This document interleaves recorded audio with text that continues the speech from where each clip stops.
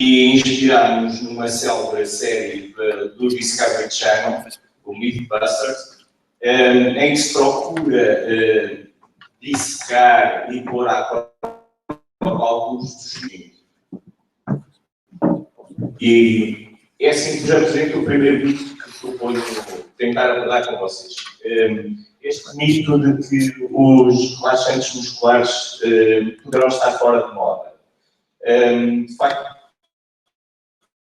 surgiu uma série de artigos a pôr em causa o papel da utilização dos relaxantes musculares, muito centrados nos potenciais riscos da sua utilização, nomeadamente riscos de progressão residual, de awareness e de complicações na abordagem da via aérea. Isto fez com que alguns autores propusessem de forma bastante exaustiva a utilização de planos anestésicos em que se preconizava a não utilização de relaxantes musculares.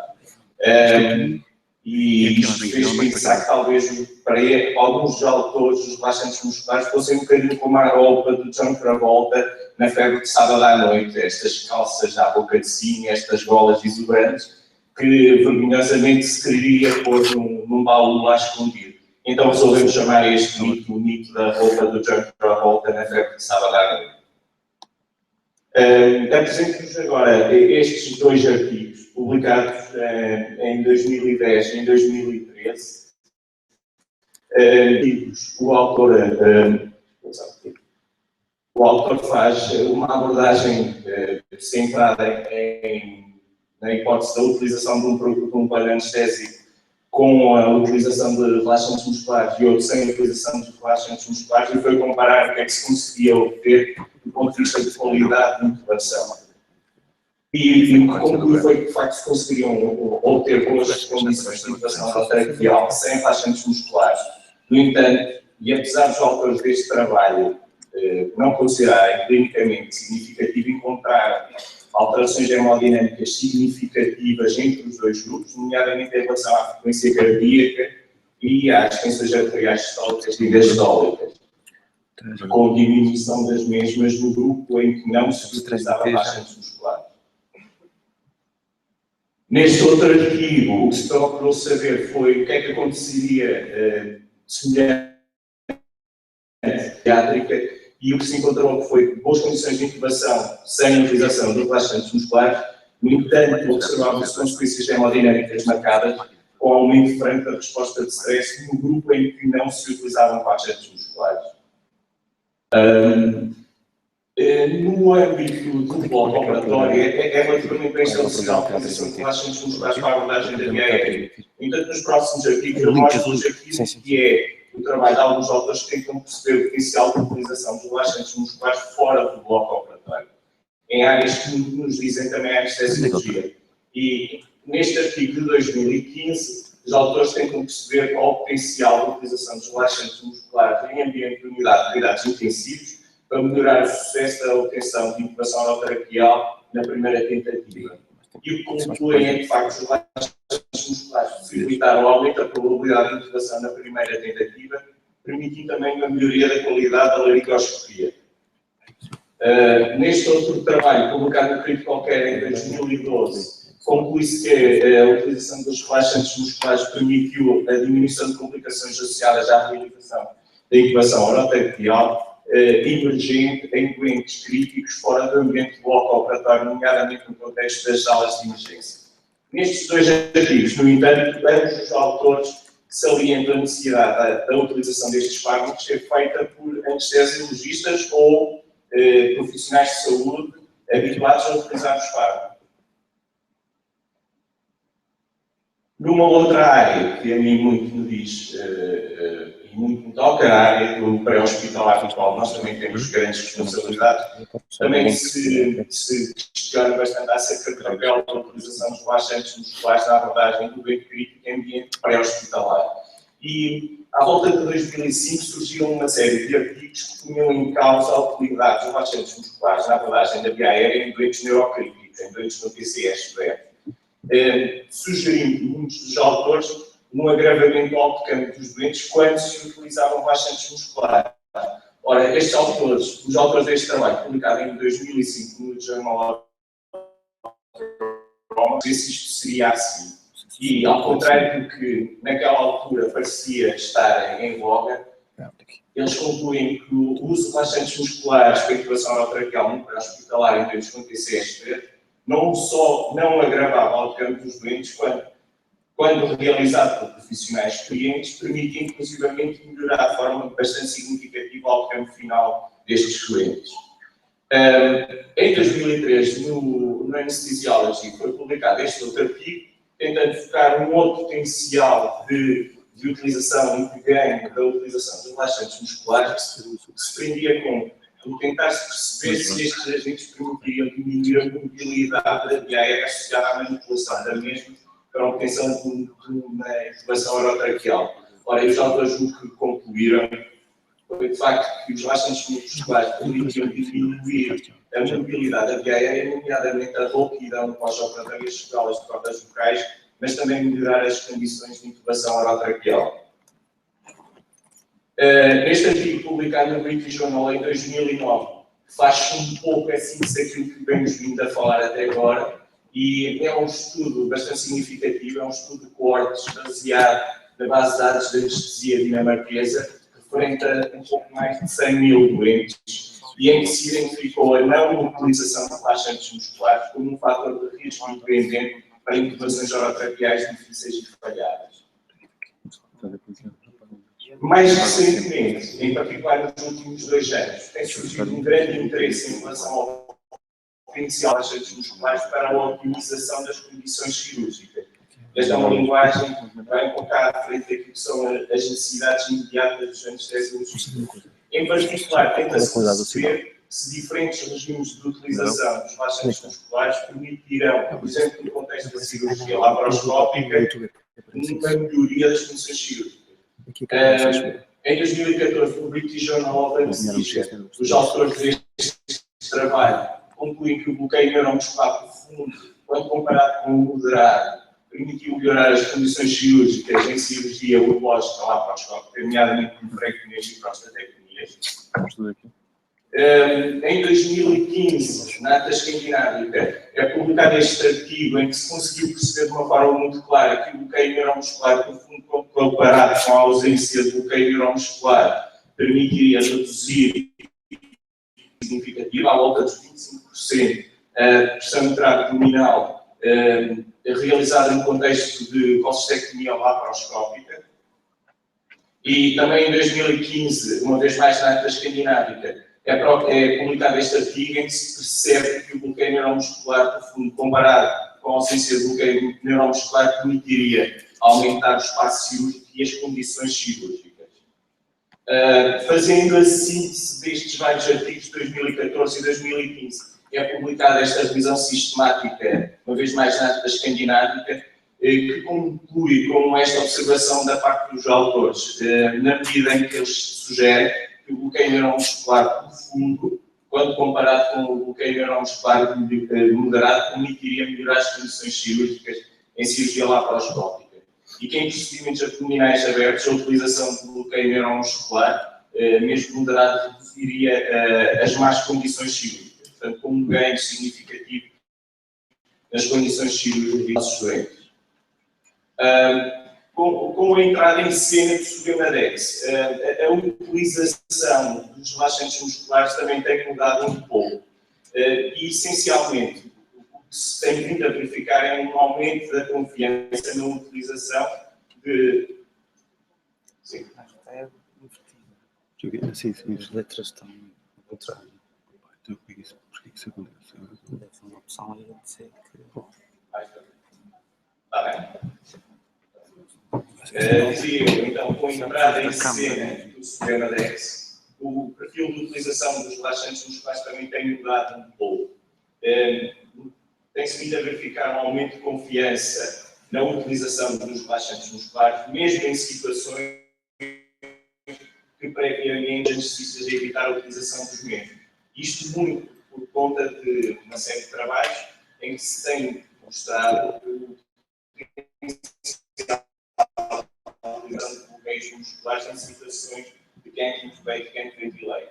E os autores destes 2 trabalhos, os 2 de 2013, alertam para o perigo de, quando utilizado de uma forma não razoável, o Sugamadex trazer uma falsa sensação de segurança. E alertam para a necessidade de nunca se perder a noção que a mera reversão de um bloqueio neuromuscular pode não ser suficiente para recuperar uma via aérea que está aparentemente a perder-se.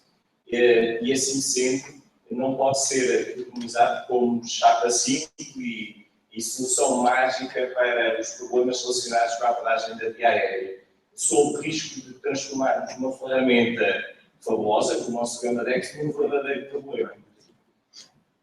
Ou seja, nunca nos esquecemos das regras básicas de segurança.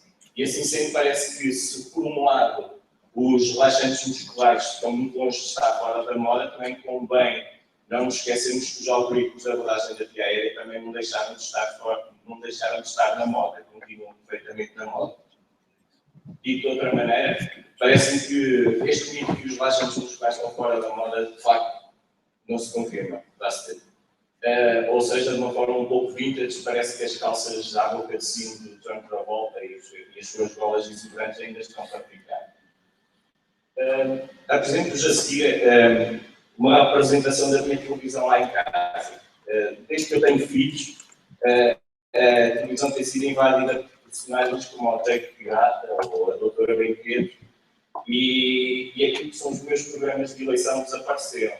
E quando eu achava que isto já estava mal, apareceu a violeta e não me deixa mesmo ver absolutamente nada de jeito lá em casa.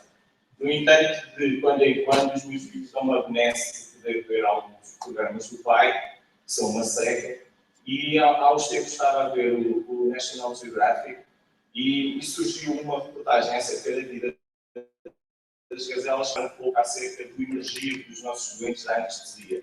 E, em particular, um tema que vai ser o tema central dos próximos 3 minutos, que é o tema da polarização residual. Assim sendo, eu deparei com este artigo, com esta reportagem da vida das gazelas, e o que vemos são seres bastante descoordenados, com um ar perfeitamente indefeso, e nós claramente temos a noção que este ser tem uma autonomia muito limitada. Também os nossos doentes no emergir da anestesia muitas vezes comportam-se desta maneira, com um nível de autonomia reduzido e ninguém dá grande coisa por eles, pelo menos numa fase inicial.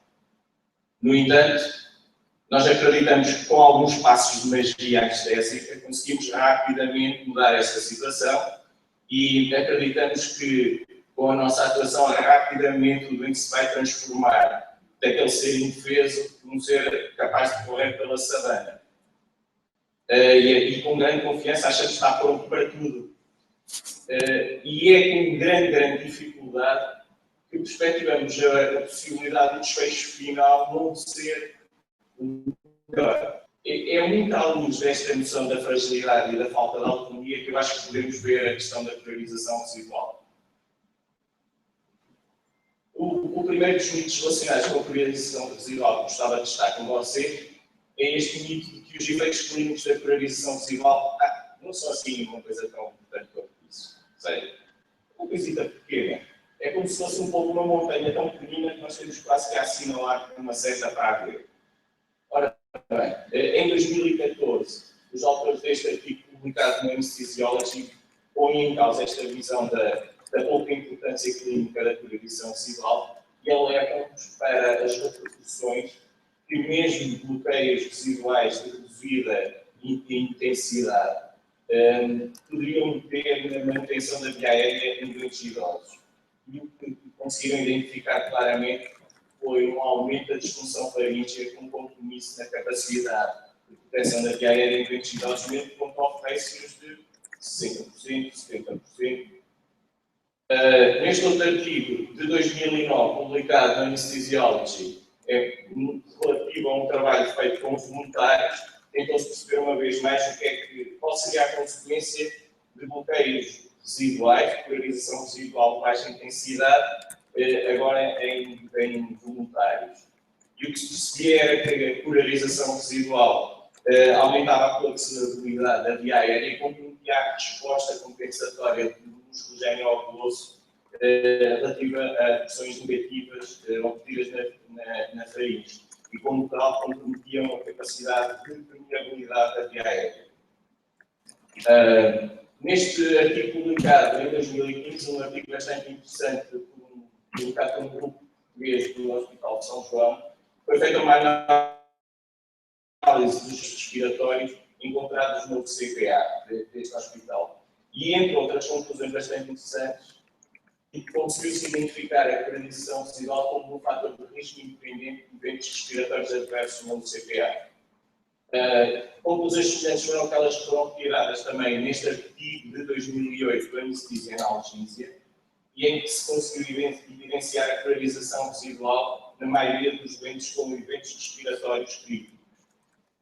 Em 2012, no Anesthesiology, tentou-se perceber qual era o impacto que a priorização residual teria na função pulmonar no pós-operatório, e uma vez mais os resultados são significativos. Concluiu-se que esta priorização residual resultava numa redução da capacidade vital forçada e do PEP, com muito provável aumento do risco de eventos respiratórios críticos. Numa outra linha de raciocínio, em 2013, uma vez mais no anestesia e analgesia, é publicado este artigo em que se tenta fazer a análise do impacto que a priorização residual poderia ter na qualidade de recuperação do pós-operatório, utilizando a escala de qualidade de recuperação do pós-operatório. E o que se conclui é que os doentes com priorização residual sistematicamente apresentam scores menores de qualidade de recuperação no pós-operatório. Numa outra linha também de raciocínio, em 2010 é publicado no British Journal este artigo em que se tenta perceber qual o impacto que a priorização residual poderia ter no atraso da CPA e consequentemente, no turnover de doentes no bloco operatório. E o que se percebe é que, de facto, que a priorização residual está associada a uma permanência prolongada no CPA, com muito provável impacto no fluxo de doentes no bloco operatório. Em 2010 é publicado na anestesia e analgesia um artigo de revisão bastante importante relacionado com esta questão da priorização residual. É um artigo de revisão que está dividido em duas partes. Na primeira parte, os autores tecem uma série de comentários em relação às definições, à incidência e aos efeitos fisiológicos da priorização residual, e na segunda parte, comentários relativos às estratégias para minimizar essa priorização residual. E, relativamente aos efeitos clínicos da priorização residual, os autores identificaram como provenientes de estudos complementares estes vários efeitos.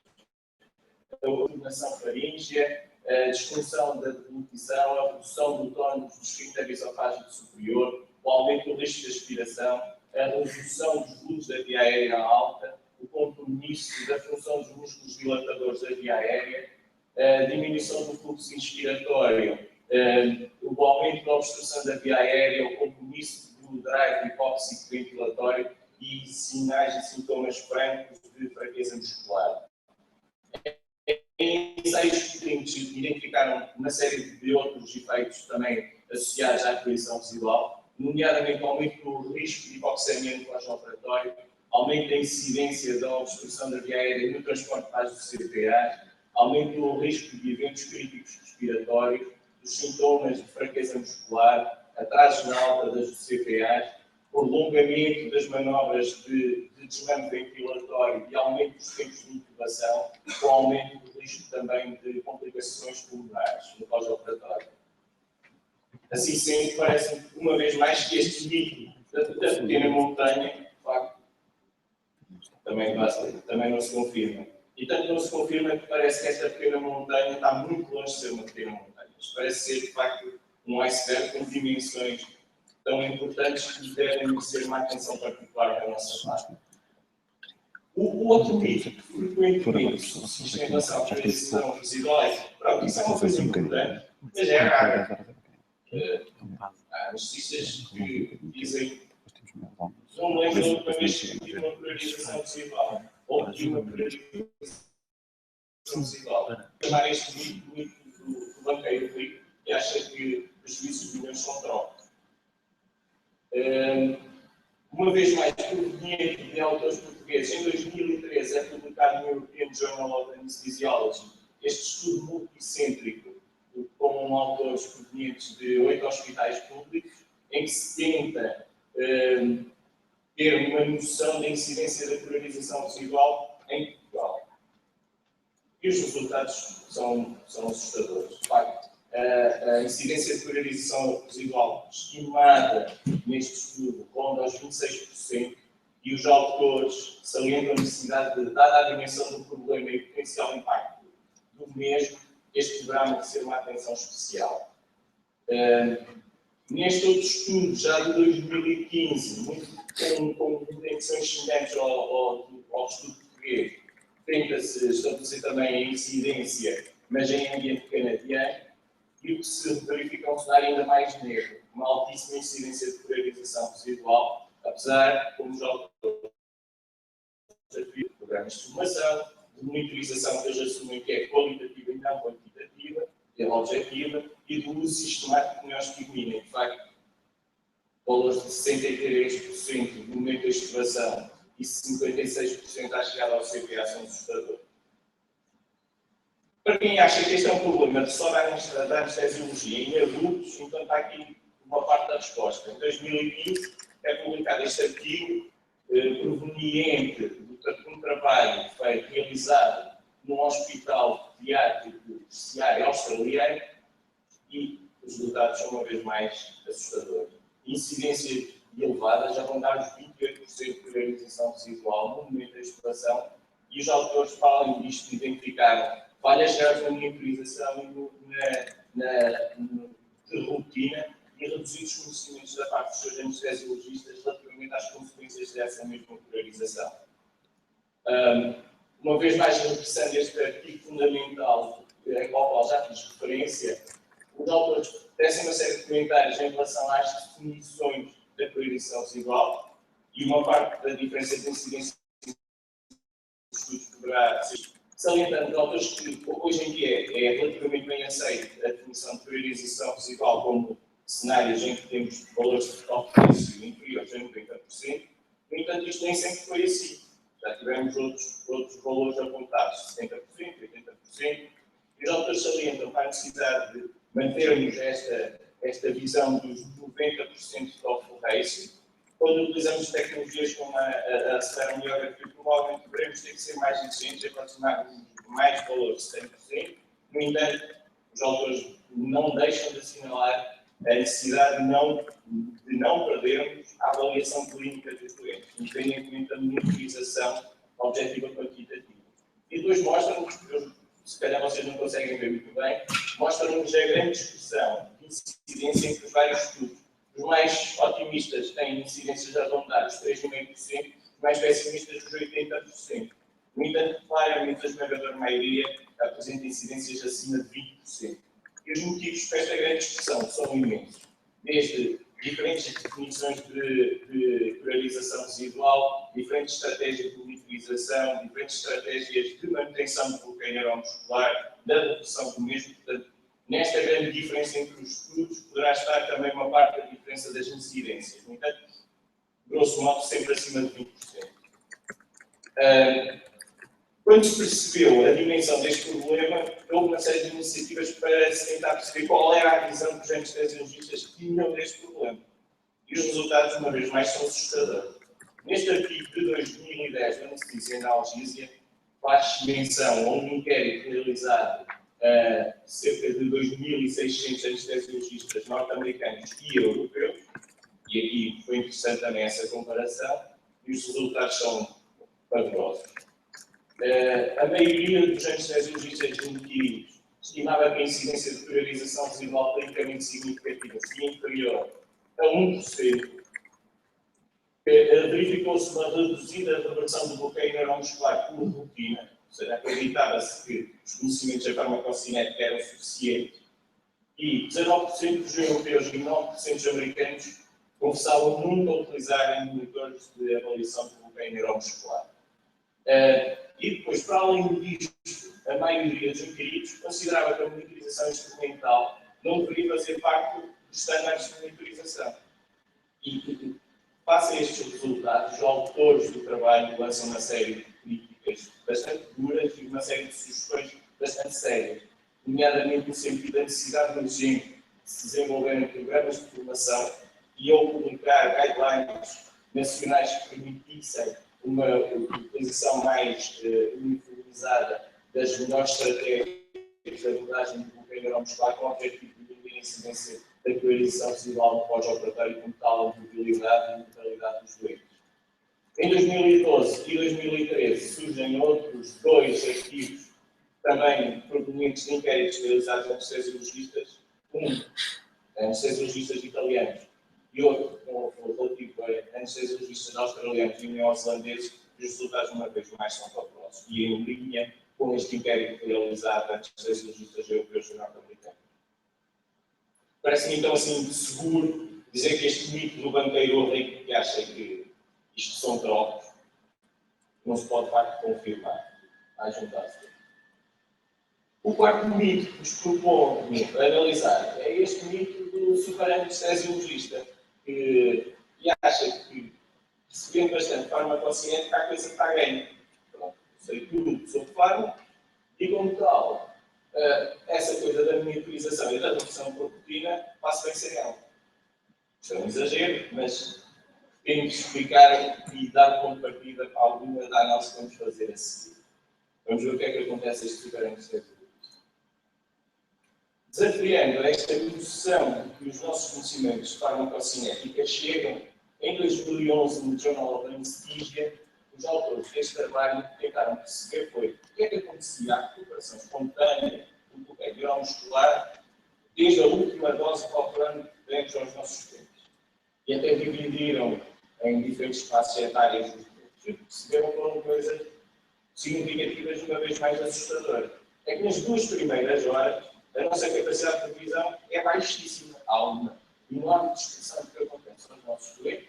A porcentagem de doentes na primeira hora que atinge stop rates superiores a 90% é baixíssima.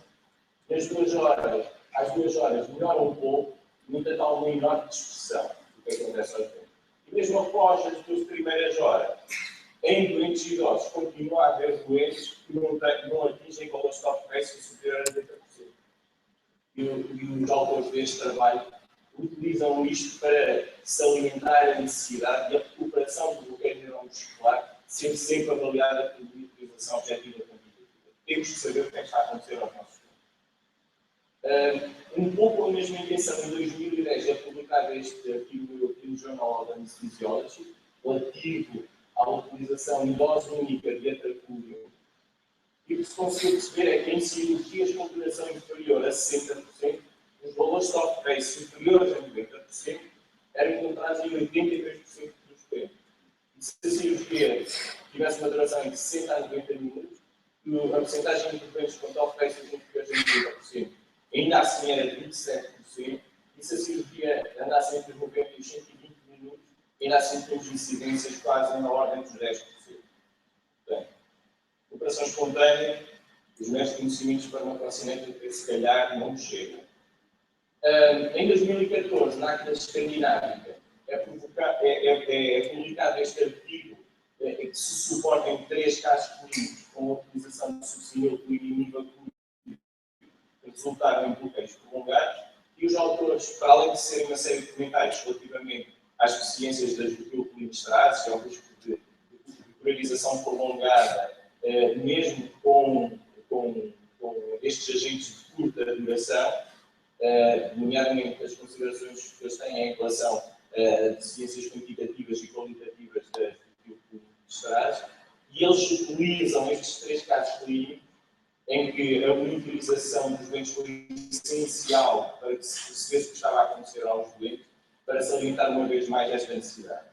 Mesmo com agentes de curta duração, é essencial a monitorização objetiva quantitativa do bloqueio neuromuscular para evitarmos a priorização celular.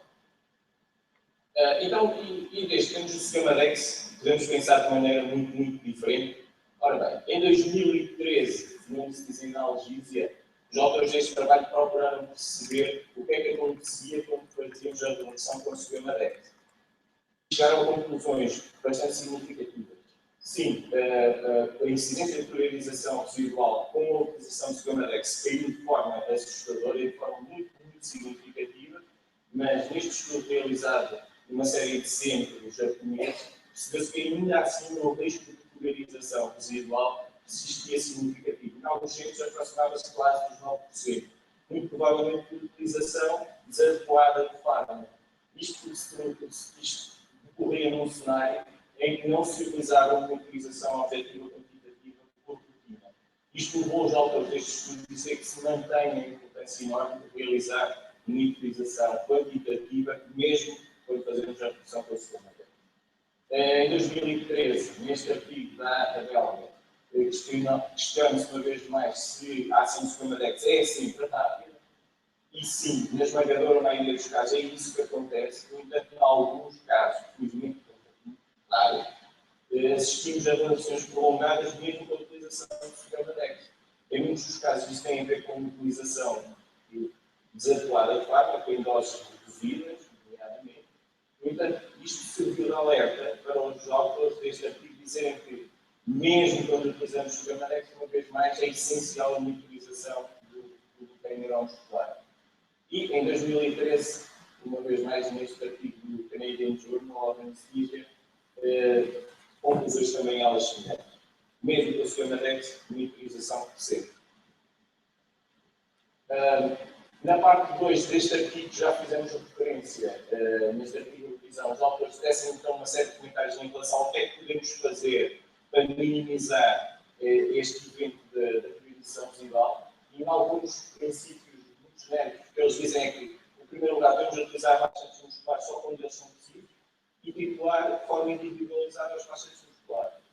Depois, evitar a utilização de relaxantes de longa duração. Temos bem presente que os testes clínicos são muito pouco fiáveis para avaliar o que é que está a acontecer ao nosso doente do ponto de vista de bloqueio neuromuscular e, como tal, se quisermos excluir a existência de fenómenos de priorização residual, devemos utilizar a monitorização objetiva quantitativa. Idealmente, todos os doentes aos quais se realiza bloqueio neuromuscular devem ser monitorizados com monitorização objetiva quantitativa.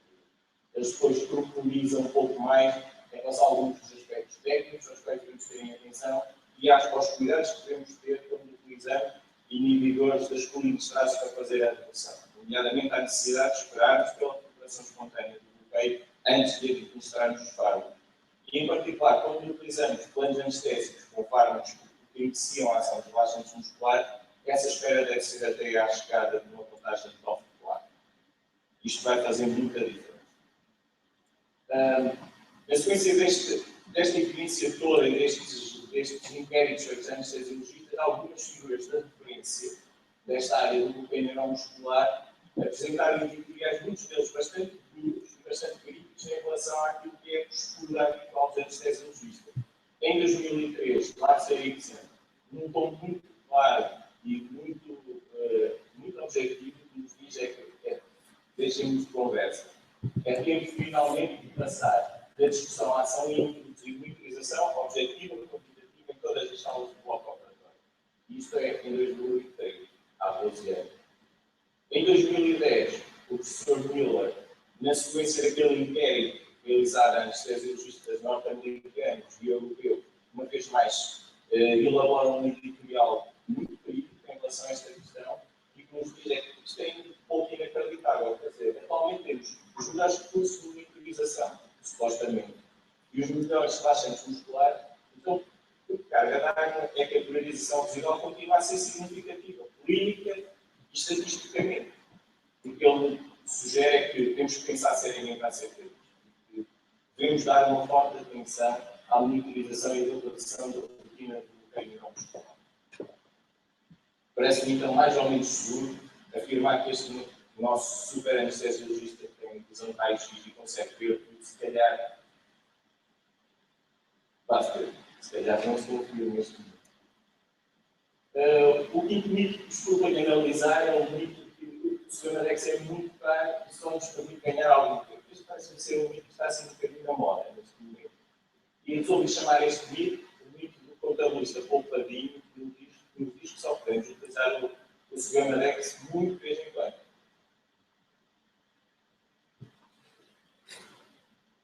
Desafiando esta questão do só nos permite dar pouco tempo mais, ou dar-nos só um bocadinho mais de rapidez. Em 2010, no European Journal of Anesthesiology, é feito um estudo em que se comparou a reversão do bloqueio neuromuscular por calculando com a utilização de neostigmina e com a utilização de Sugamadex, e que se concluiu foram coisas significativas. O Sugamadex permitia uma recuperação 13 vezes mais rápida, e nestes 13 vezes queria dizer 15 minutos em média entre os dois grupos. Mas mais do que isso, permitia uma consistência da recuperação do bloqueio muito diferente. 98% dos doentes neste estudo tinham progressos superiores a 90% aos 5 minutos, com a utilização de Sugamadex.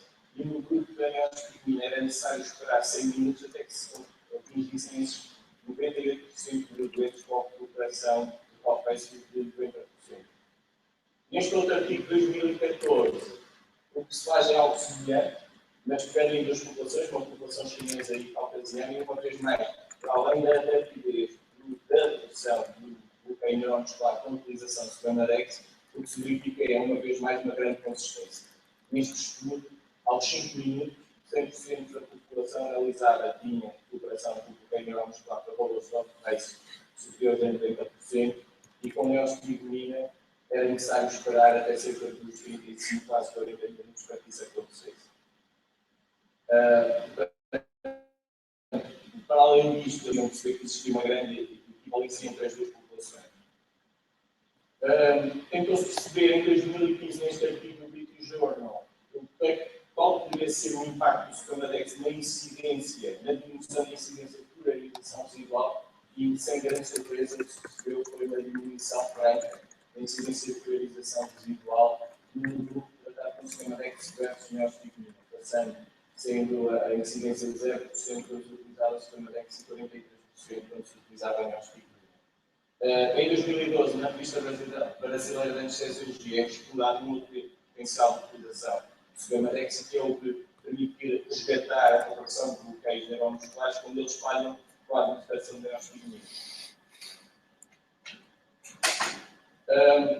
Em 2014, é publicado na Ata Seminárica um artigo bastante interessante de autores, uma vez mais portugueses, são autores do Hospital de Santo António e do Hospital da Luz, em que se tenta perceber o impacto da utilização de Sugamadex quando comparado com a neostigmina, vai ter na melhoria da qualidade de recuperação dos doentes no pós-operatório.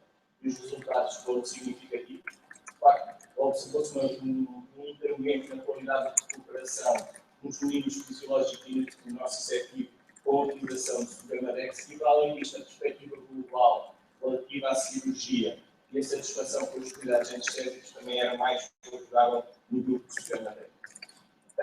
Metendo-se por terrenos um pouco mais perigosos, em 2010, os autores desta revisão sistemática publicada no British Journal of Anesthesia tentam fazer uma análise da avaliação económica e do potencial económico deste fármaco. Ainda assim, o que concluem é que, dada a rapidez muito superior na redução do bloqueio, este permite uma utilização, quando utilizamos o Sugamadex, este permite uma utilização mais eficiente dos tempos de bloco operatório dos profissionais que lá trabalham, com um grande potencial de benefício económico, utilização mais eficiente do bloco operatório e aumento da produtividade. No entanto, e há sempre um mas, os autores deste trabalho salientam que estas conclusões vão estar muito dependentes do modelo organizativo, do modelo de gestão específico de cada instituição. Ou seja, isto é um ganho potencial, mas o ganho real vai estar muito dependente de condições específicas de cada local. Mesmo dentro da mesma instituição, de sala para sala de bloco operatório, a realidade pode mudar. Parece-me então mais ou menos seguro dizer que este mito do contabilista poupadinho também não se cumpriu. Portanto, basicamente. Por último, trago-vos uma vez mais uma referência infantil. Já perceberam que as minhas referências cinéfilas e televisivas lá em casa andam muito limitadas. Trago-vos este personagem do Toy Story, o Buzz Lightyear, muito célebre pela sua frase do para o infinito e mais além, para vos trazer aqui o que poderá ser o dissecar deste mundo. E que o bloqueio neuromuscular ainda tem muitas novidades para nos revelar. Vamos ver se há mais além. Então.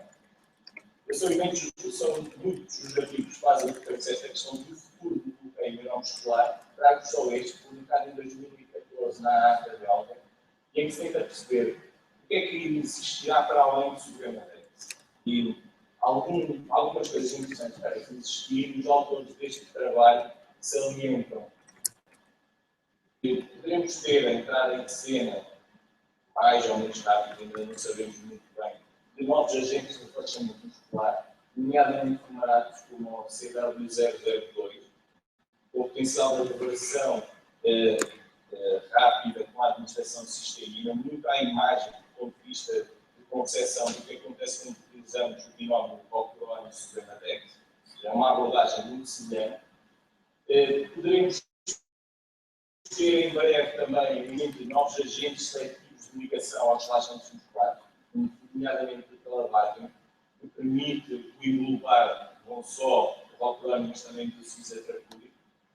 No entanto, isto ainda não está pronto, ainda não está disponível, falamos ainda de futuro, de potencial futuro. Relativamente à monitorização do bloqueio neuromuscular, os autores tentam perceber o que é que poderá existir para além do top-watch, do nosso velhinho top-watch, e salientam é que, de facto, nos últimos 15, 20 anos, muito pouco se viu de novo em relação à tecnologia de monitorização do bloqueio neuromuscular. Já apresenta, no entanto, aqui uma é uma curiosidade, o outro é uma realidade. Um dispositivo que tem acoplado às megas pressões não invasivas uma neuroestimulação, os eletros de neuroestimulação, fazendo estimulação do nervo orbital a nível do braço e avaliando depois a tradução mecânica de variação de pressão na manga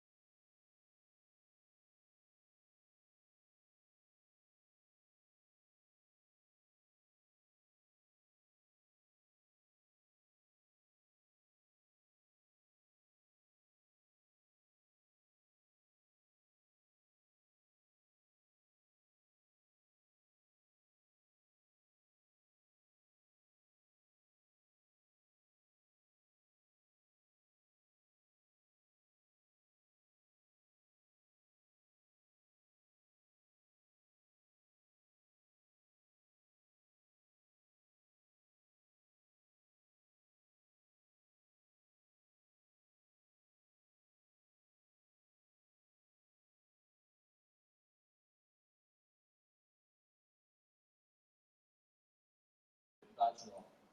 Verificaram, então é título de conclusão que continua a existir bastante oportunidades no futuro na abordagem do bloqueio neuromuscular, nomeadamente estudos bastante interessantes que têm surgido em relação à microbiologia da junção neuromuscular e aos marcadores de alteração da junção neuromuscular. Agentes farmacológicos novos parecem estar na calha, ainda não sabemos, e em relação às estratégias de monitorização do bloqueio neuromuscular também parece que existiam novidades no futuro. Assim sendo, e em título de conclusão, parece que há um mais além em relação ao bloqueio neuromuscular. Portanto, confirme-se, este mito tem que se confirmar. Em título de conclusão, então, salientar com esta noção de que os relaxantes musculares parecem continuar na volta. Os efeitos clínicos são bastante importantes. A incidência de polarização residual é preocupantemente alta, permanece preocupantemente alta, e temos que fazer alguma coisa em relação a isto. Mesmo sabendo bastante farmacocinética, e devemos saber bastante farmacocinética, que a monitorização quantitativa do bloqueio neuromuscular é sempre necessária e que a duração frequentemente também o será. Quase sempre o será. E o sistema DEX dá-nos mais do que rapidez, parece dar-nos bastante mais. E que o bloqueio neuromuscular e a abordagem do bloqueio neuromuscular ainda tem muitas novidades para provar. Fico disponível para as perguntas que me queiram colocar. Deixo também a imagem da nossa via de apoio.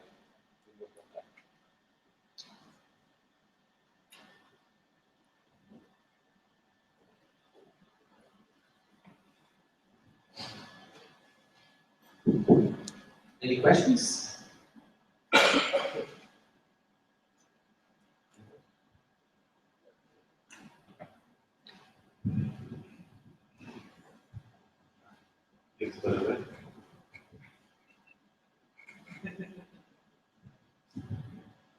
Thank you very much. Very, very nice presentation. Very well organized and very well presented. Do you have problems in your country with drugs, neuromuscular agents withdrawing from the market?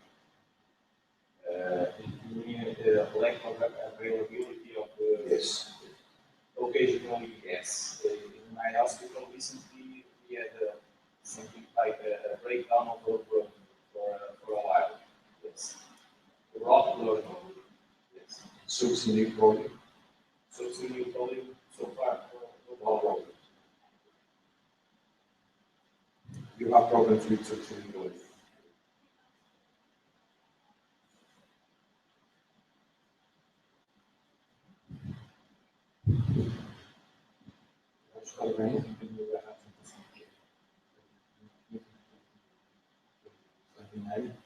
E apenas um comentário ao facto de, na verdade, a polarização residual que existe não é uma controversia. É importante nessas coisas tem consequências, nomeadamente nas populações. Não quero mais nós estamos a panorama que não sabe as coisas. Há uma dificuldade grande. Por outro lado, outro aspecto que foi ficado no início e que é o próximo também é que são os não hospitalar, mas na sala de emergência, deveríamos ter também uma preocupação na nossa parte, também aí o outcome da nossa situação em termos de prática, em termos de outcome global pode ser significante, pensar meramente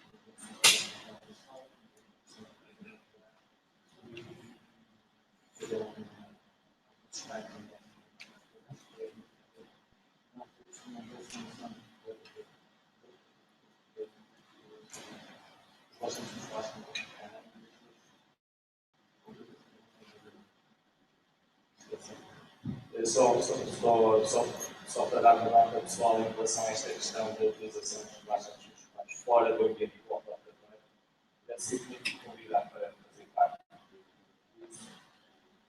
relacionava com a abordagem do hospital e ele cumpria o difícil papel de ser o único anestesiologista formador. E como foi óbvio, foi a mim que me deu a tarefa de falar na abordagem da via aérea. E na bibliografia que existe para esse curso, é um curso que eu não vou dizer o nome, mas que já vem dos Estados Unidos assim, estão em alertas perfeitamente garrafais, com pontos de exclamação, muito cuidado com a utilização de laxantes musculares. Não usar, é muito perigoso usar laxantes musculares. Quando o que parece ser verdade é que o que é perigoso é fazer a abordagem da via aérea sem percebermos o que é que estamos a fazer. Porque as pessoas, nesse curso, uma vez mais, isso foi bater. Estão preocupadíssimas com o risco de se perder a via aérea. No entanto, não pareceram nada preocupados com o aumento total da pressão intracraniana quando realizamos uma laringoscopia e tentativas múltiplas de intubação sem utilizar laxantes musculares. Agora, os autores destes trabalhos que eu apresentei também são populares. As pessoas que utilizam laxantes musculares, parece óbvio, têm que saber o que é que estão a fazer. Quem agora na via aérea tem que saber o que é que está a fazer, não é só os laxantes musculares. Regarding the shortage of relaxants in my hospital, for instance, Vecuronium has already overrun the stockage. Vecuronium, we haven't any shortage. I have one question. This is what I want to say. Vecuronium, if you not receive it, they're going to stop it worldwide. I mean, not just here, worldwide. The 4 milligram ampoule are February 2016, and the 10 milligram ampoule in June 2016. And that's it. Yeah. So I remember we were talking with Victor regarding last tertulias in Funchal, and when you had this very, very nice competition between the worst drugs, you probably remember. And you have, yes, I remember, yes. And neostigmine was one of the drugs. Finally, the first prize for the worst drug was to ketamine, you remember, but neostigmine. Do you think that there is still place for neostigmine in use at the operating room, or will this drug disappear? At the moment, I think that neostigmine still has its place for a few reasons. There are a few patients that are allergic to opioid and to Steroidex, and have to use relaxants such as cisafertide.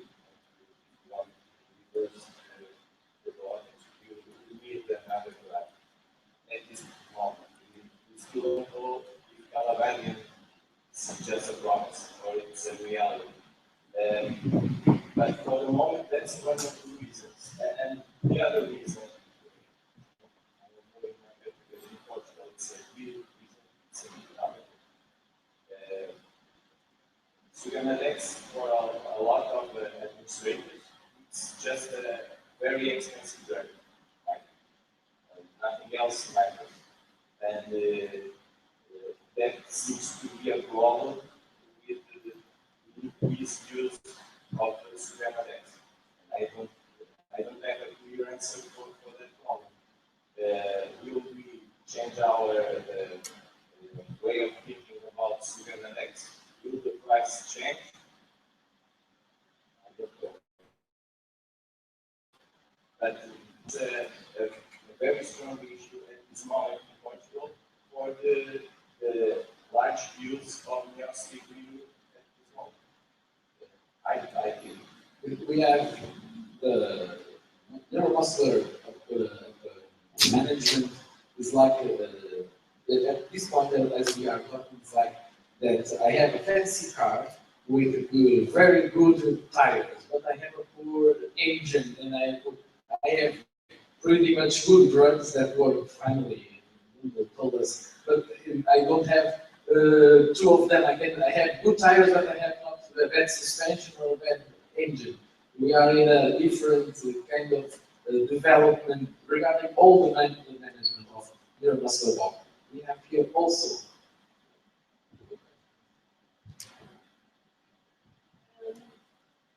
As I'm entering the district hospital, I go around in other hospitals, and what I've noticed is in my hospital we use a lot of mercurium, and mercurium goes for some specific patients.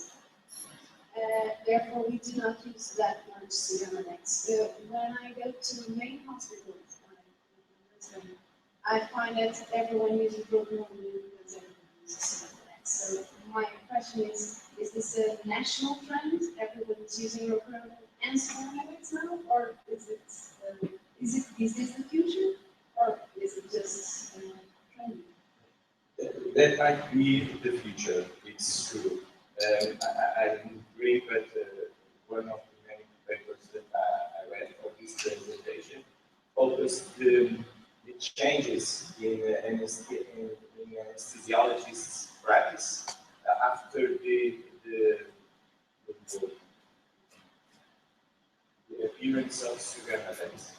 And in one of those papers, what they did was for a while, they didn't care about the price of Sigamadex. It was free.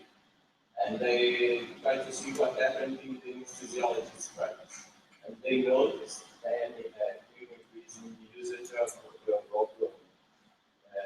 And they wanted, like you are asking, is this the future? There's an allocation. The increase of the Sigamadex and the availability of Sigamadex seems to increase also the usage of opioid. That seems to be a clear linkage. It's going to be the future. I don't know.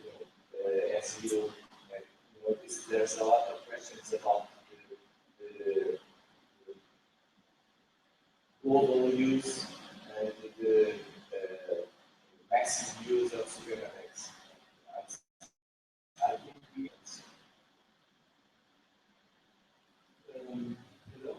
congratulations, Dr. Fernandez, for a very comprehensive presentation.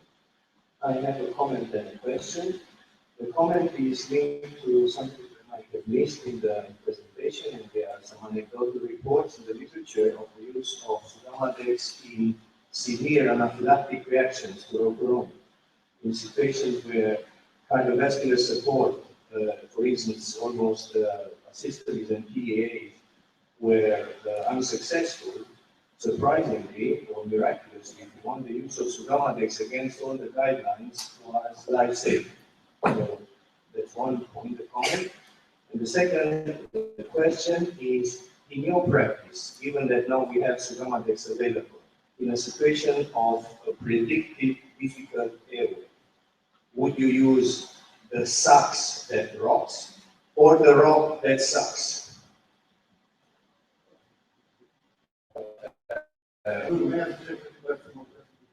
okay.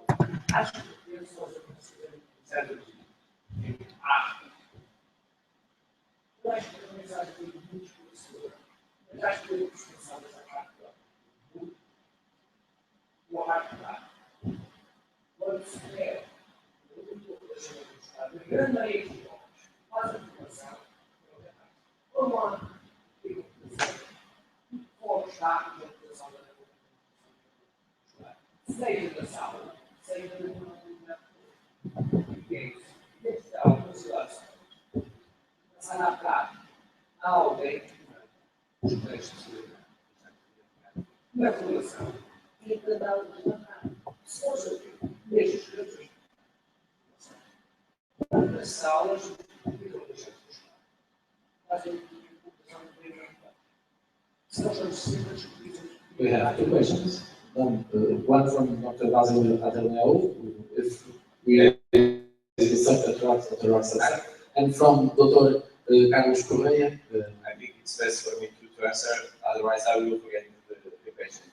So about the use of the Sugammadex to rescue patients that are suffering from severe anaphylaxis from Rockwellium. Yes, that's not that use of Sugammadex is not officially recognized by the brand, the MSD, but it's clear the message that there are an increasing number of patients that in which the systole or PA were recovered after the use of Sugammadex in patients in which all the CPR maneuver were not being successful. And I think that's another promising use of Sugammadex. Once again, we have to wait and see. But for us that use Rockwellium and Sugammadex on a daily basis, that's another interesting motive to use it. I think we'll hear more about that issue. The other question,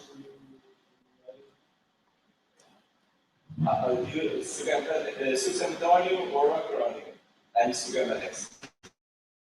Okay, I didn't show here, but there are a lot of anesthesiologists interested in that specific question. Which of the options is best? Sugammadex or Rockwellium, and a big dose of Sugammadex prepared and next to me. And what seems quite clear in those two studies that were made so far is that the use of the binomial Rockwellium and high dose of Sugammadex is significantly faster the recovery from the neuromuscular blockage, even in high doses of Rockwellium than when we use Sugammadex. So it's faster. That's a good point for the binomial Rockwellium Sugammadex. Relativamente à sua pergunta, ou ao seu comentário, eu acho sinceramente que nós já temos dados mais do que suficientes, parece, para sermos obrigados a mudar a nossa estratégia. E não são muitas as vezes em que, eu acho que isso devia ser vital, não são muitas as vezes em que nós abrimos uma lista como uma necessidade ou abrimos no nosso tablet e o cliente é um ideal, tão duro que uma pessoa como uma normal. E a mensagem não é dúvida, é mesmo muito clara. Ou ser isso ainda há mais tempo. Temos mesmo de parar de falar só acerca deste assunto. Nós até já começamos a conhecer brutalmente a realidade da instituição. Nós já temos uma expectativa de excelência. Já temos estudos a demonstrar o impacto nos eventos respiratórios. Nós queremos. Eu acho que o caminho é muito apontado para o professor Miller do seu vídeo viral. Ou seja, é o mesmo. O Erickson já ainda é o mesmo. Por um lado, os nossos programas de formação. E, por outro lado, a implantação por eu aí acho que a sociedade portuguesa deve ser discutida tem um papel muito importante.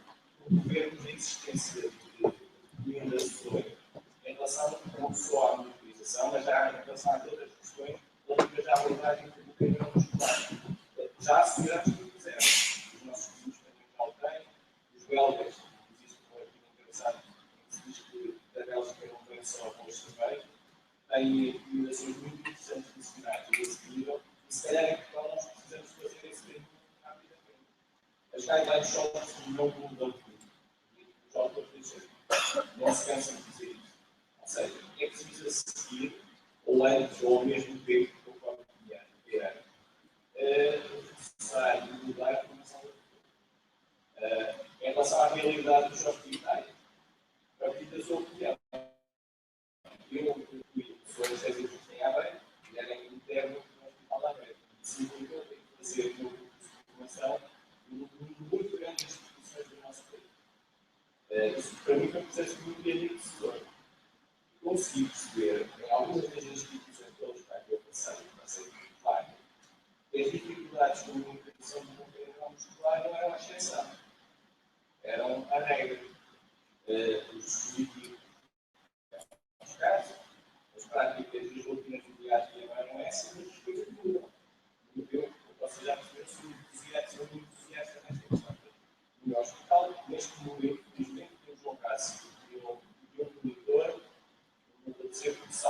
andamos muito próximo disso.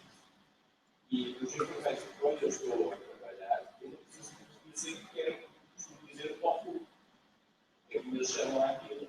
Eu chego à sala e a parede já lá está, eu voltei. Agora, nem sempre foi assim. Eles achavam que aquilo era o gadget do outro. Agora, eles já não têm que nos esforçar, né? É o que faz.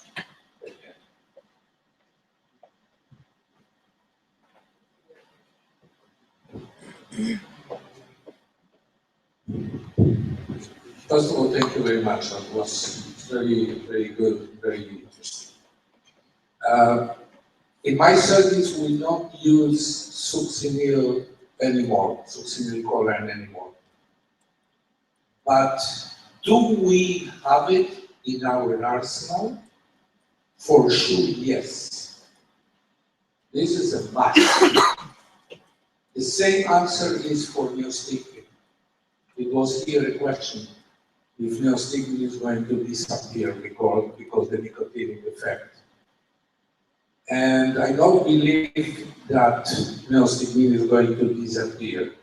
But, and I come back to that in 2 minutes, we have 3 times of drugs revolution in anesthesia.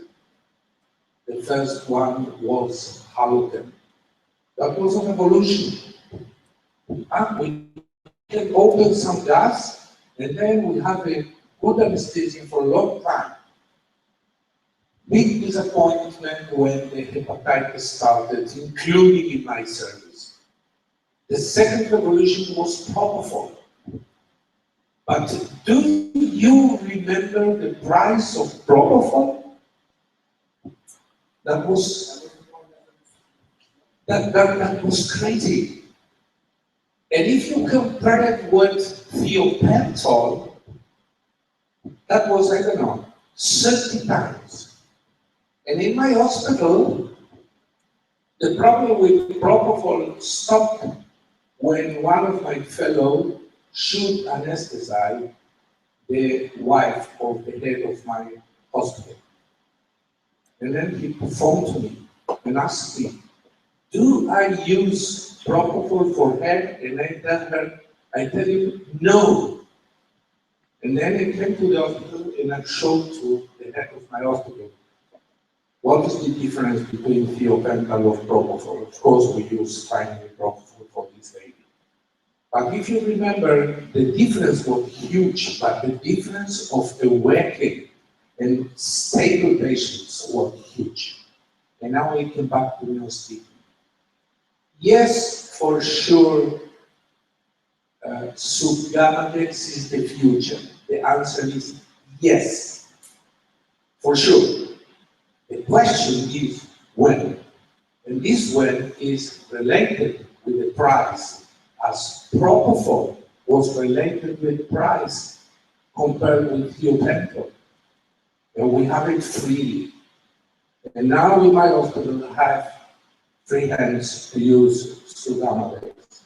And I think that in the future, subgammadex is going to be for sure the future. We have in our arsenal, we're going to have the neostigmine is still there, we're going to have the succinylcholine, I believe, forever, but not for all cases. This is my impression. Thank you.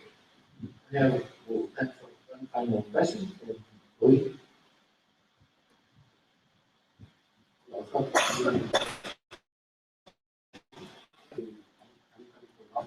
That we have 12 operating rooms and only one top watch. This was kind of a war. The top watch was part of the dedication group of the service. And now, well, right, and we managed to keep all the 12 rooms with each one with the top watch. What I see is that the people that we used it before can still use it. And the other ones, they are not still using it. But they are using Subgammadex anyway. So sometimes this is a discussion that is practical, it's strange. The other thing that I think that the people is not because yet. Well, I think that the top watch will have to go further in the design, in the cable, in the integration with the recipe system. that maybe will also change, but also really a matter of education I think that the change in the way we approach and learn Scrabble is ongoing project. It's not finished. So the simple fact that we put the top watch in operating room doesn't necessarily going to change the way anesthesiologists do the anesthesia.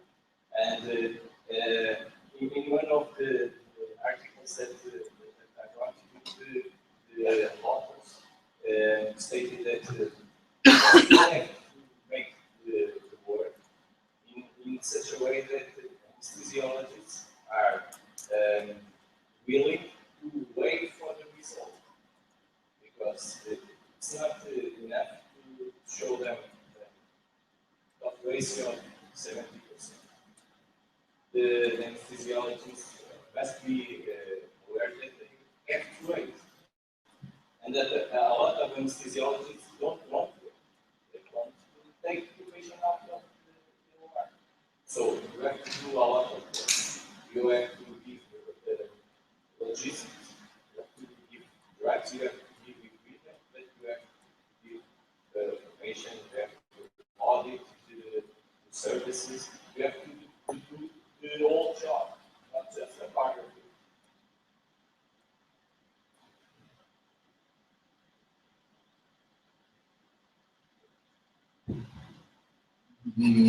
Thank you, Bruno. Thank you, everybody. This was very, very this was the Tertulia. This is Tertulia style. We are all thinking together, we are all discussing together, posing our questions, posing our difficulties, and this is what we want to do. That's what is running back in the screen. Yeah, please interact with us. That's what we like. And now we will go further. We have to, when me and Rui were deciding the program, we went to find this next session from the European Congress, from Neuroanesthesia, where 4 years ago they started with a special kind of lecture that was emergency topics, what's the most relevant literature in the past year. Emergency, in pain, in intensive care, and they, with these 2-3 years, it's one of the fanciest sessions in the congresses, which that's why they put them in the last day, because people are still stuck in the last day. And we thought, let's try to do something new, but in a Tertulia style. And, you know, we thought there are articles that everybody that's in the room that you should be embarrassed not to know. There are major keystones, markers from the development of the science in anesthesia and intensive care. And we asked Dr. Basil Ataliano, as you already yesterday had the chance to meet him. He's very related with education. He's lots of work with teaching, with education. He's an exam, part 1 examinator. And we thought, when you evaluate part two, sorry, when you evaluate an anesthesiology or a resident, what are the landmarks in scientific publications that they could just not go? And we are trying to review, you have an hour, we are in time, to review those most pertinent lectures, articles.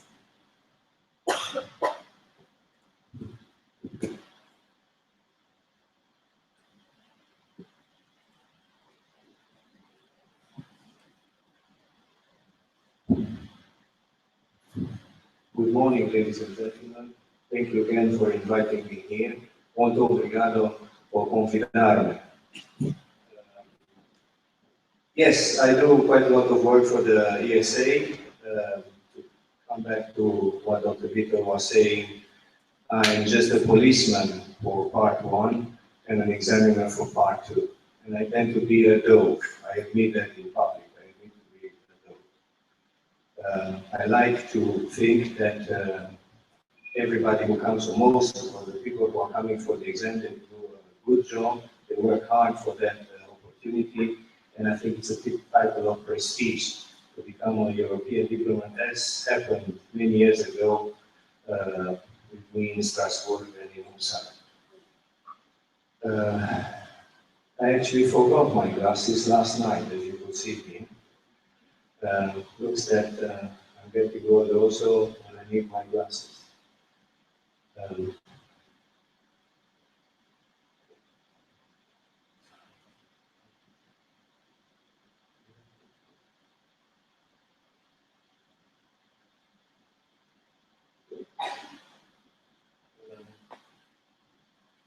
think we will.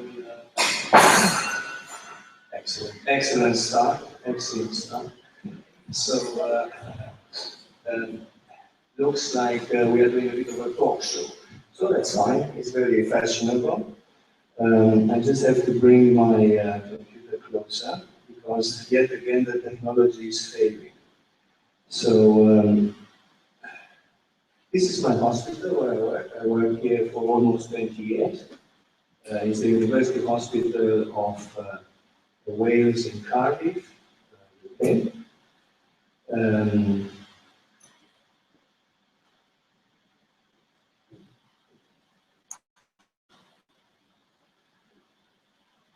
The problem that I have now is that it might work very well, but the glass is still broken.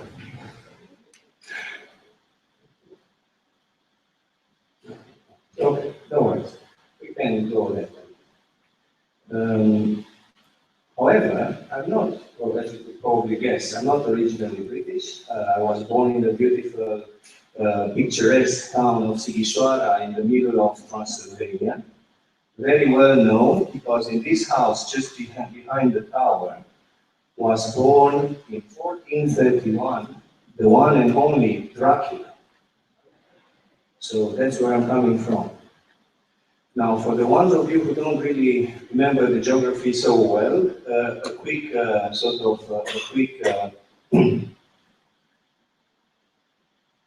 aide-memoire in geography lesson. Where I'm coming home exactly from here. This is the place that I'm actually coming from. So we in Britain have to give a disclaimer before any presentation. We have to admit or not if we have any industry links. I don't. If we have any vested interest, I don't. I'm actually quite grateful for the lady from last night who was sitting in front of me with beautiful legs, and I couldn't concentrate on my presentation. And she moved later, and from there on everything was fluent, so I have no vested interest. And paraphrasing the great past Barry White, I preach what I practice, as opposed to practice what you preach. I'm also admitting that I'm not actually an expert in research. Coming back to the discussion of Dr. Goldie from last night, of the amount of work you have to do to become an expert, we have a more practical definition of an expert. Somebody with slides from a different hospital. That's what we do when we have to invite an expert. So, being invited to give this somehow unusual talk by Dr. Litter, I had some dilemmas. And I had to go back to my good old friend René Descartes with his Dubito ergo cogito, cogito ergo sum, and decide how would I tackle such a topic. Would I tackle historical papers that we are so proud of? Should I go for the most recent papers that might have some validity? Should I go for the reviews, which did quite a bit of work for us by putting all this data together? Should I go for the reports, which take in consideration these reviews and actually give practical take-home messages and invite departments of health to take measures in that direction? Should I go back to what we were taught to use when we were trained? What are we using today? What are the trends for the future? And finally, I decided in a most practical and clinical way to use what is my practice today as my philosophical threshold for this presentation. So you could see that I might be very well in the air, having a subjective combination. I avoided intentionally any statistical dissection because every time I'm going to, for instance, to a difficult airway talk, instead of having practical tips of dealing with that difficult airway, that talk it sort of becomes a statistical, semantical presentation in relation to statistics only. So the topics are based on everyday practice with practical take-home messages. Some sources that I use, a part of the PubMed and of this Google Scholar and etc., is what we have at hand in Britain, is the appendices of the BGA, being that the BGA education, or what we call now the continuous education, anesthesia, critical care and pain. And an interesting book that I found after I was invited, landmark papers in anesthesia. So be afraid, be very afraid, says my friend Mr. B. The first article, starting slowly and paying respect to our ancestors, is a paper of Robinson and Toledo, Historical Developments in Modern Anesthesia, of 2-3 years ago, in which really they put together the main data, the main landmarks in the development of our specialty, with the famous date of 18 of October 1846, with the first accepted general anesthetic of Morton. However, a lot of papers proving that Crawford Long was the actual first one who gave a general anesthetic. Then the work of Priestley, Humphrey Davy, and Wells, 1844, with the use of nitrous oxide. The anesthesie à la rein with Eater in David Simpson, 1847, and then the development of the first laryngoscope of Chevalier Jepson. Now, the Hispanic school, as I have many friends from this territory, reacted violently to my sort of rough presentation in which Chevalier Jackson was presented as the developer of the first laryngoscope, and proved that the existence of Rodriguez Garcia, a tenor from Barcelona who ended in the UK, as the actual developer of the laryngoscope.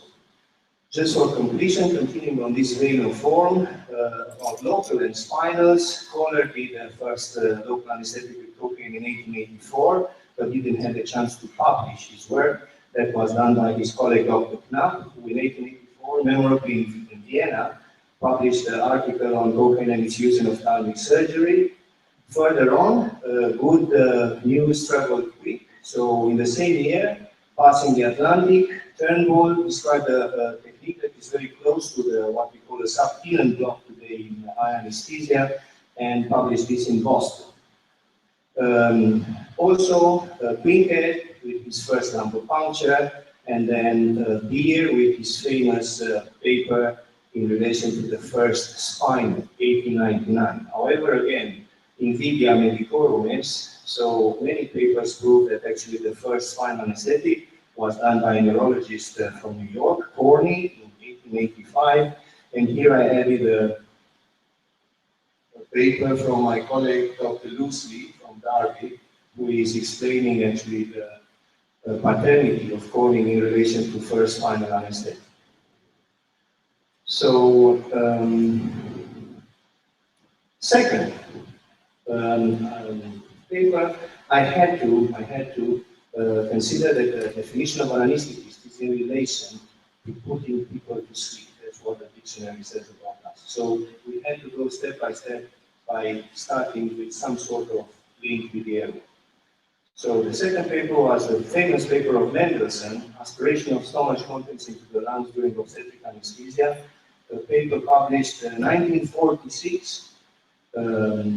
Interesting for our profession. Mendelssohn was an obstetrician, not an anesthetist, and he observed that there are two types of airway-related problems after regurgitation and aspiration: a mechanical obstruction due to solids, and a chemical pneumonitis due to aspiration of hydrochloric acid. And he did a very well systematic observational study in which he saw that there were 66 cases in more than 44,000 women with this, what we call later on as an IRBS, chemical pneumonitis Mendelssohn syndrome. And all these women were anesthetized on face masks without any airway protection, either on nitrous or ether. But reports of these aspirations were done as early as 1844 by Simpson, as I mentioned before, with anesthesia Rana, and Hall in 1940. So, following in this vein, Levy published an article in the BJ Education describing the preoperative fasting factors 60 years after the publishing of the Mendelssohn paper. And here he comes to discuss the main risk factors, in particular emergencies on laryngeal mass and gastrointestinal pathology, but also obesity, too much or too little sedation, neuro patients, dichotomy, situations of difficult intubation, etc. And the factors in relation to the volume of the gastric fluid, the pH of this gastric fluid, and the fact that if the gastric emptying is constant for solids, in which 50% of the bolus is eliminated in 2 hours, it's exponential actually for fluids, having more than 95% of the fluids being eliminated in the first hour. As such, is also a risk in inhalational induction for kids, new role of osmolar fluidity, which is included in quite a lot of enhanced recovery therapies. So our fasting policy in UK is 2 hours for water, 4 hours for breast milk, and 6 hours for everything else. And everything else is including chewing gum, bonbons, sweets, solids. On the same sort of second, if I may say, Mendelssohn sort of is linked, if I may say, with Selig, who published his other famous paper in 1961 in Lancet about cricoid pressure to control regurgitation of stomachs. Following yet again the work of predecessors, as early as 1774, Morrow published indications in relation to this particular problem as early as that. And Selig became such Selig maneuver, became such a dogma of anesthesia, if I may say, that in 1996 at his obituary, it was mentioned that cricoid pressure probably saved more lives and reduced pulmonary mobility more than any other advance in anesthetic management. However, the opinions are a bit diverse, and Niki Bhatia came in last year with a very interesting article about the cricoid pressure, where do we stand, proving that actually there is limited evidence base for this maneuver, and these are actually the original photos from the Selig publication many years ago. But there is good common sense supporting its use, adding the work of my previous colleagues, that happened to be Dr. Warner and Hartsilver from Gloucester in UK, and then the memorable paper of Rice and Ovasapian years later, in which there was a trend in reducing this cricoid pressure from the original 44 newtons to 30 and then 20, and finally the advent, if you want, of what we call the PERB maneuver, backwards, upwards, right pressure, and the use of less pressure with the patient conscious, just 10 newtons, followed by just 30 newtons in the unconscious patient. It's important, I think, to teach your ODAs or your anesthetic nurses on how they gauge the force for these 10 and 30 newtons, because in the survey that we did in our service, it was clear that the nurses in the heat of the moment, they press as hard as they can, and as a result of that, they distort completely your anatomy. It's very probably that there is no gastric fluid coming back, but you also don't see anything. And it's important to teach them what is exactly this pressure of 10 or 30 newtons. Moving further, the third paper that I chose was the historical paper of Henderson and his colleagues, including Dr. Lato, yet another colleague of mine from Cardiff, a paper that ended in what we are proud to say that we have now difficult airway guidelines in the UK. And these were starting in the four chapters, starting from unexpected difficult airway in an elective patient, moving to emergencies, moving to obstetrics, moving to the dreaded scenario of can't intubate, can't ventilate.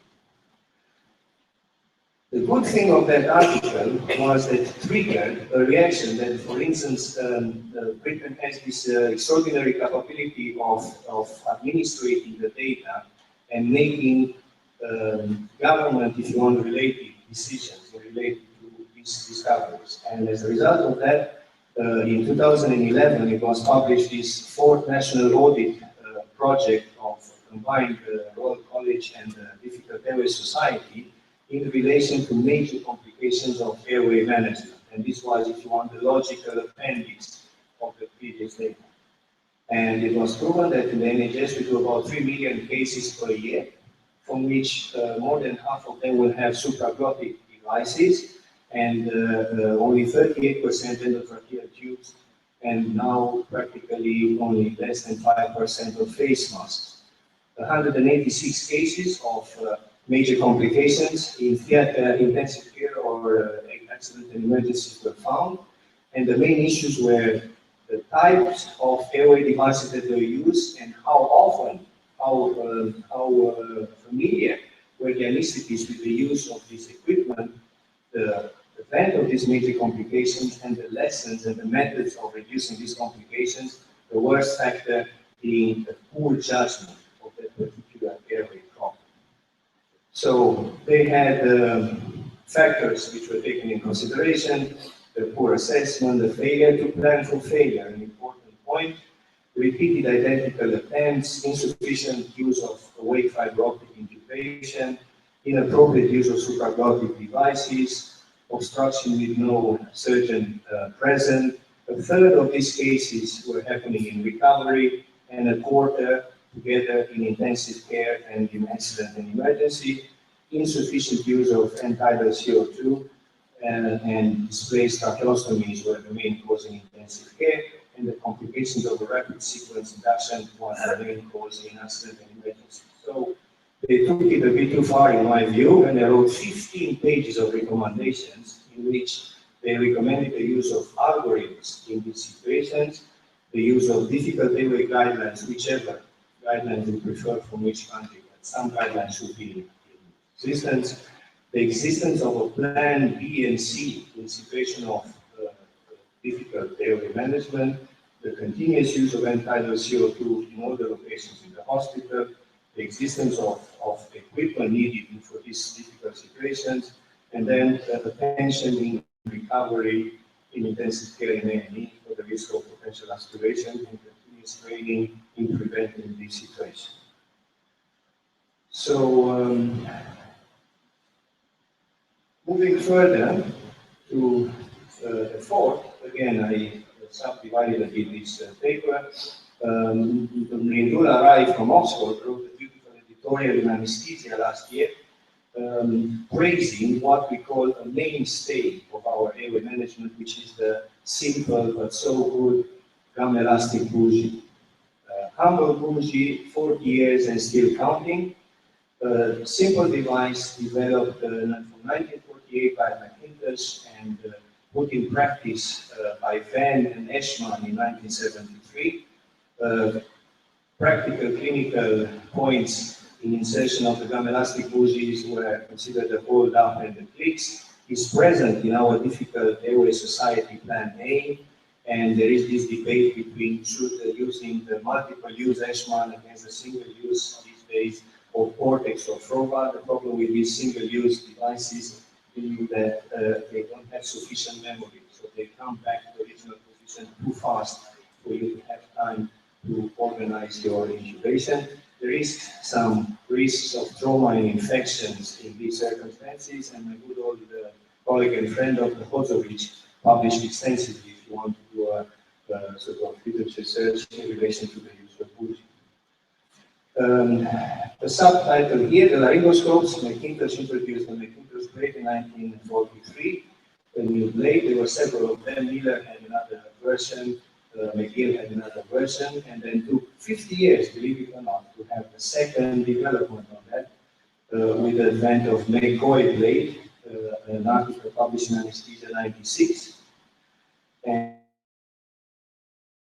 I wanted to actually speak on the fourth article was the article of Healy, a systematic review of the role of video laryngoscopy in successful oral tracheal intubation.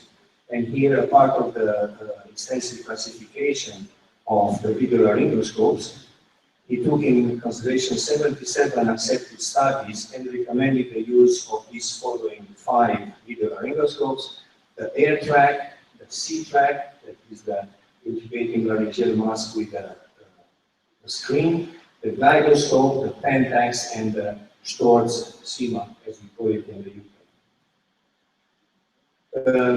There is just an appendix to this, there is a free internet presentation which I highly recommend of Doyle from 2012.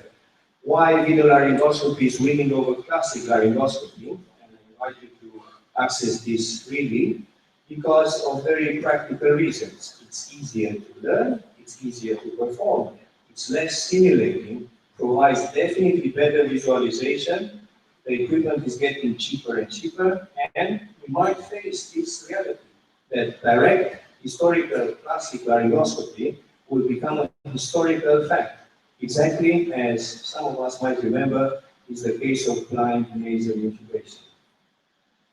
So here is an example of what anesthetists could do. You could see here an American professor proving how good are the video laryngoscopes on himself with a neck rod. He will succeed to intubate himself under local anesthesia, and to prove that it's not a joke, he will throw bubbles in that little fluid, proving that he's in the trachea.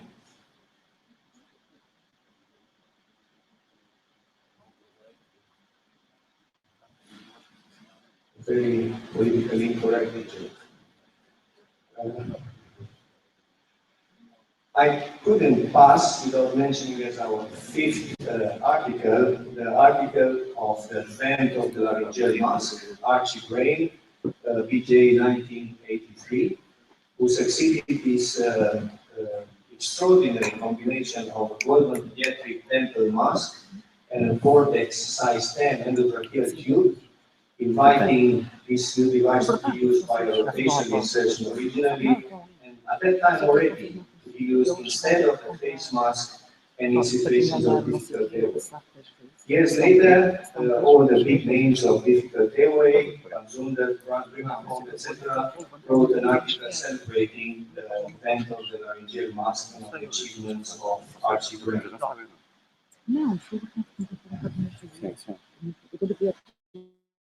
Numbers here, just in case viewers might get a bit excited about this.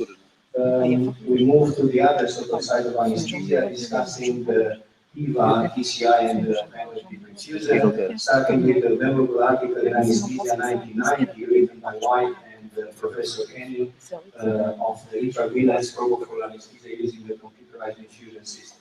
There were reports previously in the literature, most notably of Professor Schüttler from Erlangen, who was originally putting together the calculation on the palm-held computer and an ordinary Omeda infusion pump, trying to calculate the algorithm in relation to the plasmatic concentration of propofol. So much so that future articles of Kenny and White in '92 describing the portable target control propofol infusion, which revolutionized part of our technique. And even more than that, the advent of diffuser as we know it today, the TCI system specially designed for propofol 1998. Following that, this is an article from Anesthesia UK, a website that I'm inviting you to use freely. It's a very useful, practical website. An article here from Subramanian, Subhash Siva Subramanian, describing generally the target control infusion to anesthesia practice and putting an accent in the advent of the next step, that was the development of the REM infusion.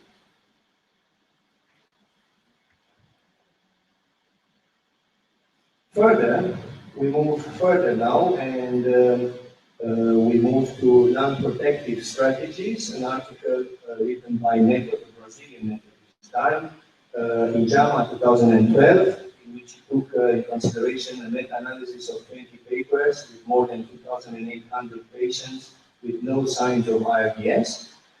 The title of the article being the association between use of lung-protective ventilation with lower tidal volumes and clinical outcomes with patients with no RDS.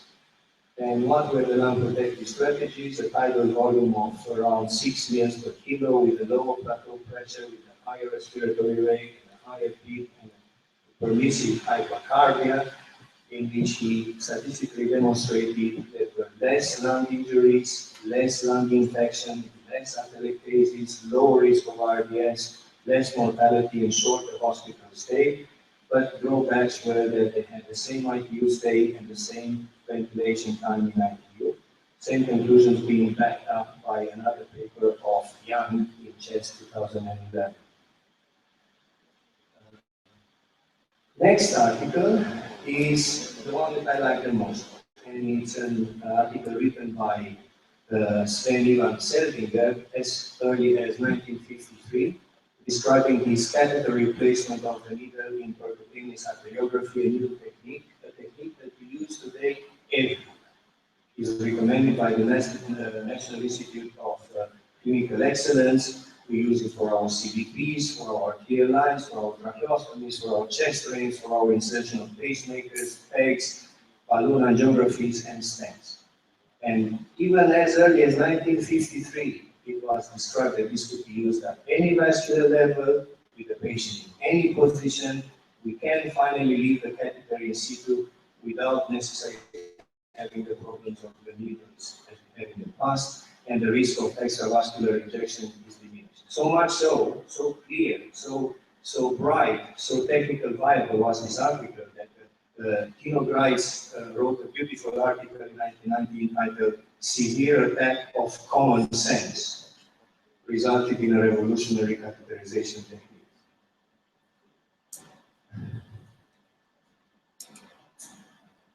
Moving further, I had to open the can of worms of the fluids. And I still don't think that there exists an article which could, how should I say, clarify the position that we have in relation to fluids. So I wanted to go, first of all, through some memorable articles in relation to this technique, and then to finish with a very controversial article, which I'm sure that will give quite a lot of discussion. So, memorably, the paper of Shoemaker in 1988, with his preoperative optimizations of fluids and inotropes, describing his supranormal targets of cardiac index, oxygen delivery and oxygen consumption, reduces mortality, an article published in CHEST. Then follow that, chronologically came the Cochrane albumin review in 1998, practically taking the albumin out of our adult armamentarium, proving that for each 17 critically ill patients treated with albumin, there was an additional death. And then following more recently, to a certain extent, in relation to the fraud claim in relation to the work of Joachim Boll and his papers of the use of HES, was this Cochrane database. This is just one of the many articles which are like more or less banning the use of HES from our practice. So much so that the European Pharmacovigilance Organization recommended the suspension of these solutions. This is as close to 2013. More than that, studies of Awad in 2012 from the group of Logo also published many articles, again, Brazil Logo published quite a lot of articles before, proved this somehow paradoxical, long-lasting effect of gelofusing in the intravascular space, despite the fact that the molecular weight of the gelofusing is so much less than that of the starch. And the fact that clinically has a very similar intravascular profile with the starch, an article published in PGA in 2012. Then came this goal-directed therapy fashion, if I may say so, which could be interpreted differently by different people, and I will come back to that in a second. But interestingly, the people who described the corridosmotic pressure and the free use of fluids as early as 1967, the my birth, Moore and Shires were already asking for moderation as early as then in the use of the fluids. So Corcoran comes with a meta-analysis in 2012 proving that goal-directed fluid therapy is better than the liberal use of fluids, conclusion backed up by Gann and Pierce in 2002 and 2005 respectively. But he questions the fact that actually restricted fluids would even be better than goal-directed therapy, technique, if you want, recommended by the Kellett and the Enhanced Recovery Group in an article written by Brunstroke in 2003. So this Corcoran review in Anesthesia and Anesthesia 2012. So this gets me to the 9th article written by Chappell, a group of researchers from Munich, a rational approach to perioperative fluid management, published in Anesthesiology 2008, in which he asked the real question, the fact that the perioperative fluid optimization, is that a definition for this optimization, or everybody's understanding this in his way?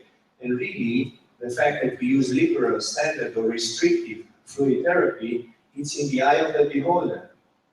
As such, he concludes quite drastically that in their view, classic third space does not exist, quite a statement, I may say, and he describes the risk of crystalloid overload, the fact that overloading will deteriorate the vascular barrier and will exist protein shift and quite a lot of deterioration in relation to interstitial fluid. Now, I have to declare that I'm a very keen regional doc, okay? And I felt guilty that I'm running out of space with my articles and I didn't say anything about regional anesthesia. So I came back quickly by pumping several articles on number 10, starting with Rogers with his memorable paper from 2000, in which he proved a significant reduction of post-operative mortality and morbidity with the use of epidural and spinal anesthesia. Importantly, he used only randomized controlled trials, 141 trials with almost 10,000 patients.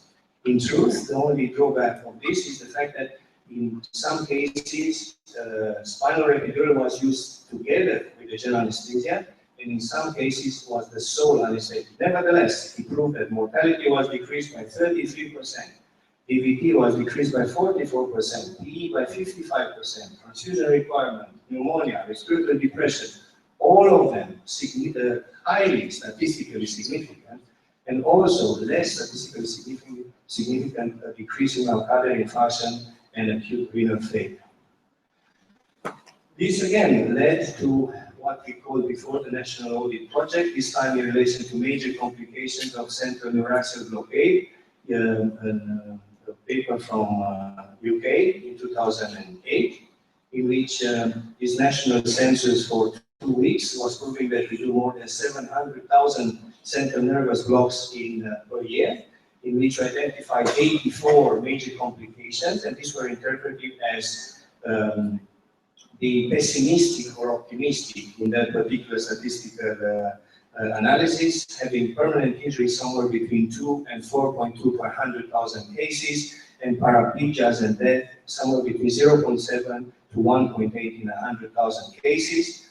2/3 of these initial injuries recovered fully, and there were separate data for obstetrics, chronic pain, and pediatrics, and again separate data for pure spinals, epidurals, and combined spinal epidurals. For the lovers of the debate, ultrasound versus peripheral nerve stimulator guide blocks, 2 articles, Liu et al., qualitative systematic review proving that from 2009 in regional anesthesia, taking in consideration only randomized control and large prospective studies, concluding that the block performance was less in the ultrasound guided blocks, there were fewer needle passes, less patient discomfort and less onset time, but no difference in success rate, quality of anesthesia, or rate of conversion to general anesthesia. And another one from Cochrane database of Walker et al., ultrasound guidance for peripheral nerve blockade, and a review from 2009, taking in consideration 18 trials with more than 1,300 patients, in which they proved that they had similar surgical anesthesia, but the ultrasound reduced the vascular puncture, improved the sensory block, shortened the onset time, shortened the performing time, and reduced, that's very important, reduced the volume of local anesthesia. This is a little leaflet that we have at the Association of Anesthesiologists of Great Britain and Ireland, regional anesthesia and patients with abnormalities of coagulation. You could see here, you get here all the data for all the anticoagulants that you could have in your practice, with all the advices of how long should you wait, how long should you wait to take the etc. Very good, very practical guide. Also specifying which are the more risky blocks, typically the epidural with the catheter as opposed to ring blocks, etc. And also another article from Anesthesia UK about the regional anesthesia and patients taking anticoagulants. So that's valid for some of the people who are mesmerized about their computers. I want to finish with a duty of honor, and this is to praise our emeritus professor from Cardiff, the one and only Professor Mendelssohn. Professor Mapleson, who next year will be 90. And believe it or not, at 90 years old, he's still running. The statistics published in Cardiff is actually based on statistical work done by him, with his 1954 famous paper in which he classified the anesthetic circuits. As before, we were just having the semi-open and semi-closed circuits in relation to fresh gas flow. He divided them in the famous A to E Mapleson. A, McGill and Lack being the best for spontaneously breathing patients on either on the fresh gas flow equal to mini ventilation. D and Bain being the best for mechanical ventilation, the same for fresh gas flow equal to mini ventilation. And later on, another professor who is still alive in Liverpool, Jackson Rees, had Mapleson F for kids less than 25 kilos. So, yeah, that's a photo from our hotel last night. Okay. I have to apologize because there would be people here who would think that Malampati should have been here and probably would have been here. The Cormac-Lehane classification should have been here. The comparison between the beta blocker studies of Mangano of the optimization time with the POISE study of last year or this year. The enhanced recovery of the Kellett school should have been here. So nowadays was discussed that long. The advent of saturation and end-tidal CO2, which were revolutions in our practice, and then transfusion, chronic pain, more intensive care, anticoagulants, etc., could have been included. So I leave this at your decision for next presentation. So I stop here on this space. We don't want to make this presentation too long, just long enough. Okay. And I leave you with the say of Albert Einstein: the true sign of intelligence is not knowledge, but imagination. Very much.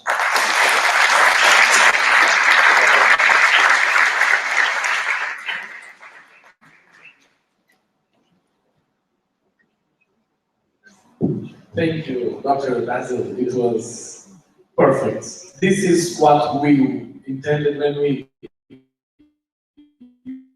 intended to hear and to see. Of course, it's a personal it's a selection you've done. It's your personal belief. But we, unless we are dedicated to one particular area, critical care or pain, we made a perfect, very wide, very fruitful revision of all the landmarks. My first question is also asking you your personal belief. What makes, from those reviews, what in retrospective makes an article impactful? What do you think that it will, when we look behind, we saw that many of them severe common attacks of sense, of good sense, severe what do you think are the characteristics of the articles that you selected that made it so powerful, so practice changing, so impactful over these years? Personally, I think we are dealing with many experts who are extraordinary in their particular field. And the problem that we have is the famous ego of the doctors. I think the key factor for an article to become famous is for this expert to resist the temptation of overwhelming us with all his knowledge in that particular domain. A well-structured, simplified presentation will make this article much more readable, with much more take-home messages for the day-to-day clinician who have tricks and tips to put it in clinical practice. The second thing is in relation to publications, and here there is a bit of dilemma in the sense that some of the very high-ranked publications have very high threshold and actually quite valid conclusions of different papers are sacrificed, if I may say so, for the sake of minute statistical problems. So mathematical statistical significance is not necessarily equal to clinical significance in our practice. And the third, I think we have to accept that in anesthesia practice, we are dealing with waves of fashion. And it's just a matter of fact before this discarded drug will come back in a different form, and the big doses of cortisone in head injuries will reinvent themselves, and how many dopamine will find a different niche, etc. And I think that's part of our day-to-day. And finally, I think you just have to continue to press in that domain. If you feel your work is making a difference and is proving to be clinically significant, I think you just have to knock again and again at that door. Professor Ziv? Thank you very much. Basil, I want to congratulate myself that I brought you to this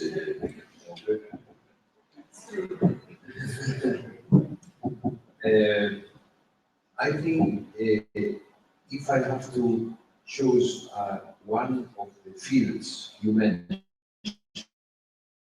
revolution, and many of them were revolutions, I would choose the airway management because I think we perform less and less intubations.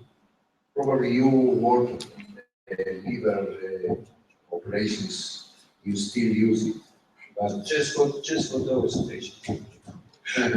Not for those patients, yes. And but I think you will agree with me that we perform less and less intubations, and many people at the different specialties in medicine, they saw us as intubators. The anesthesiologists are intubators. You are the experts in intubation, etc., etc. But I think in the field of airway, it was a big revolution, a change, starting with the laryngeal mask, AccuBrain, video laryngoscopes, etc., etc. Today, the accent is less and less in difficult algorithms for difficult intubation. I think that in medicine, in anesthesiology, like in other fields, there is the question of fashion. And intubation is becoming more and more an old-fashioned thing for most of the operations. Of course, I refer to general practice, general, not for specific fields where still use microscopes. So, I think that if we have to choose one very, very big change in last years, this will probably be one of those. Yeah, I agree with that. Personally, I think that the biggest, as volume of change, not necessarily as the niche of that particular change, would have been the trend of laryngeal mask, which I think practically changed completely the way we deal with vast amount of our elective work. And it has to be said now, coming back to what Joseph mentioned before, it was a marriage of timing, as laryngeal mask advent was concomitant with the appearance of propofol in our practice.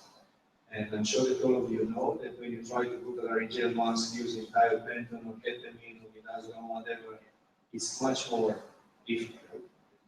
But it's like matching perfectly when you use propofol. And these two, laryngeal mask and propofol, sort of changed completely our practice as it is today.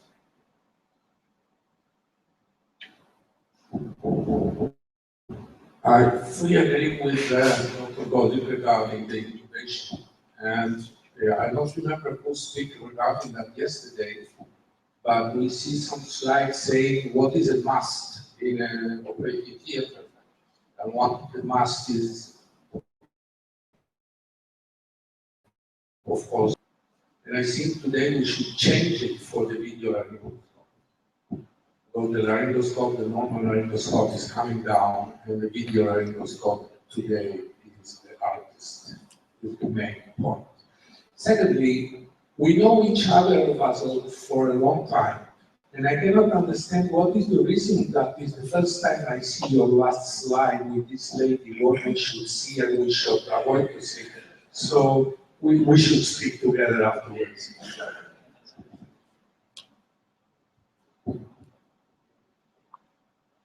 Many misinformed people call intubadores, like plumbers, canalizadores, as we say it in Portuguese. Any other questions?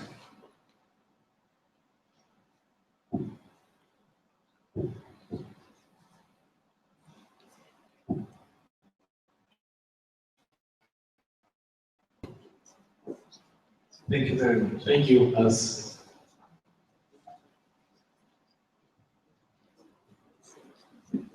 thank you, Dr. Lezen. Thank you for your. And now we will continue with, when we speak about anesthesia, we have been, those of you that are being with us since Wednesday, Tutorial started on 23rd of September with operating room management course and a lecture on operating management. And management, organization, those are all topics, also like airway, also like pain, also like intensive care, also like regional anesthesia management is also an area that makes our specialty very appealing and very attractive, very multi-tasking and multifaceted. And we would like also not just to stick to clinical subjects, but also to speak about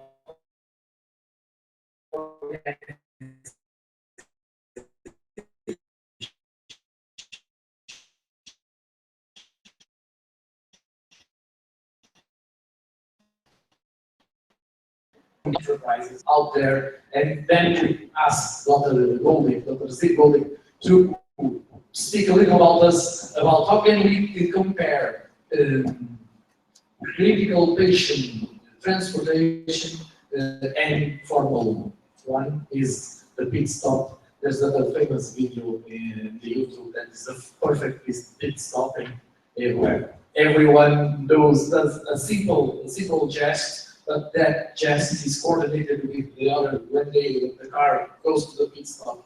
And that's what we imagine it could be our operating room when we are like a perfect Ferrari pit stop team. And that's what we asked Dr. Ziv to speak with us about transport, critical patient transport. Thank you again for your second acceptance of request being here to honor. Thank you. Thank you very much for the invitation to this beautiful place. And I am afraid of two kinds of presentations. One is presentation like this time, before lunch, because people are waiting for lunch. But worse than that is the postprandial presentation. So, like Joseph. So I, and yours. Postprandial. The next one, yes. So, if I have to choose, I prefer the red one. We, from the fifth editions, we think this is the prime time where the people the people are coming. So you don't be worried because we think from historical data this is the fullest prime time. Yeah, thank you very much. And also we are streaming live on YouTube, and people are at home watching us, and they are.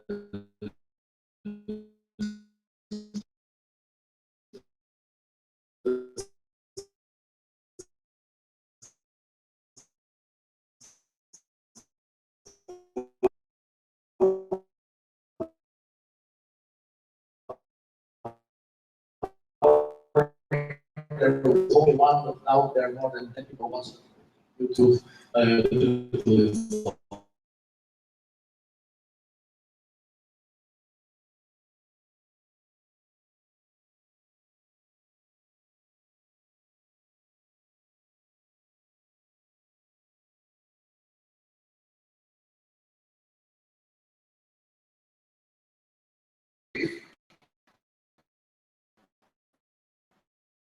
This is the new stadium. We have the football stadium where in 4 hours, less than 4 hours from now, my team, Maccabi Haifa, is going to beat his team, Maccabi Tel Aviv. So this is how I see the stadium, the new stadium of my city from my hospital, and this is how we can see my hospital from the stadium. The top of the hill, you can see it there.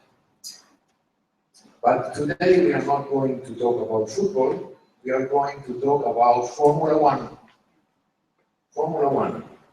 Why I choose to talk about Formula One? This is because I think that we can learn from the example of how people in 7 seconds at the pit stop of Formula One, they change all the wheels of the car, they refuel the car, the engine, and without stopping very much of time, more than 20 people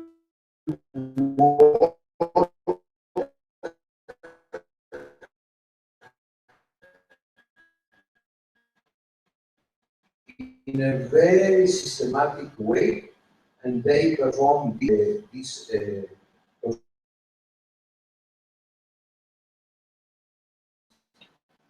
There are possibility is to change the wheels. There is the guy with the lollipop. We will see it stopping the car. And there is the guy, so they use the jack to raise the car, to change the wheels, all this in 7 seconds.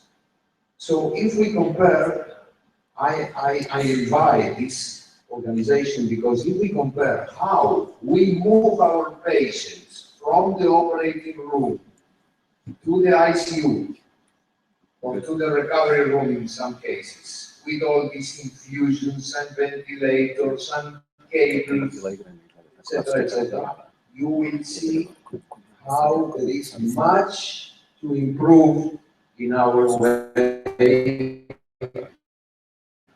how we paper published by my friends in UK when they present the changes they perform in their hospital, considering the problem we have in transporting our patients and how we do it. Because it's a question, if we compare it with other fields, it's a question of quality control.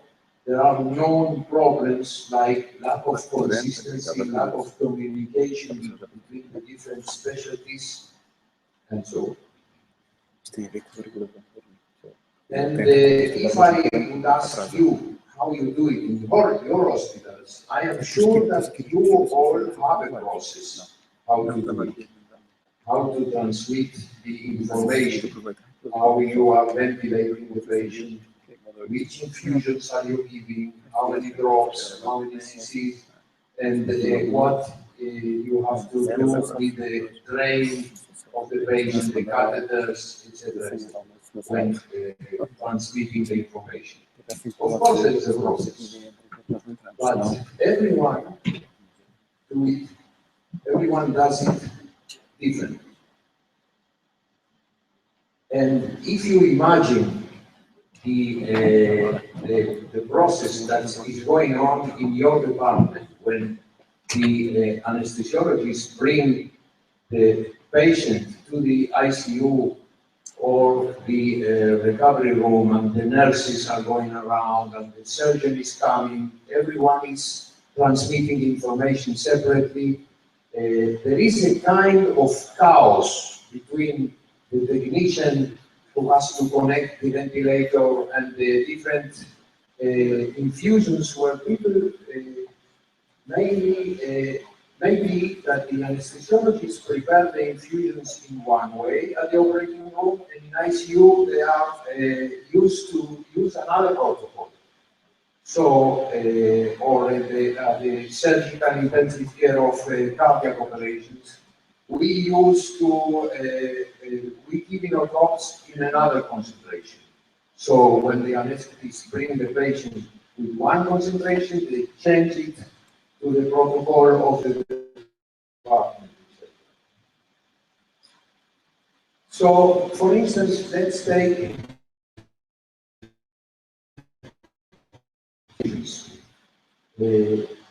sometimes the patient is completely dependent on infusion.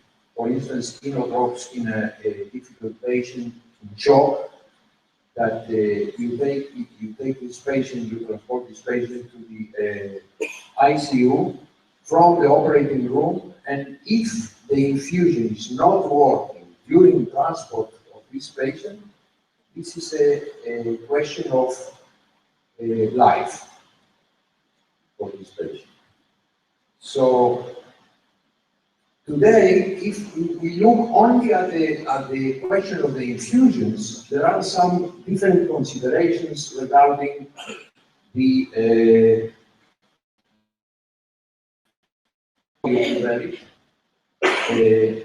then is there any breakdown of the infusion? The infusion is not working. So if it's working, if it's not working, so you have to check, troubleshoot, why is it happening? Maybe the fixation of the infusion was not good. Maybe there is a kink, maybe the air bubbles, etc. And then the syringe we use, there are incompatibilities sometimes between the syringe or infusion pumps we use at the operating room compared with the syringe they use in the department. So we have to change it from one to the other. Something and another possibility, when you bring the patient with all these spaghettis of infusion, and you have to untangle all these knots. We have knots. We have at the infusions. It takes a lot of time. It's time consuming, and it's problematic. Something similar happened. How you ventilate your patient at the operating room? You have to transmit this information to the department. And is this patient having PEEP or not? What is the FiO2? What is the frequency? Which mode of ventilation you use during the operation? All this information is transmitted in a chaotic way many times.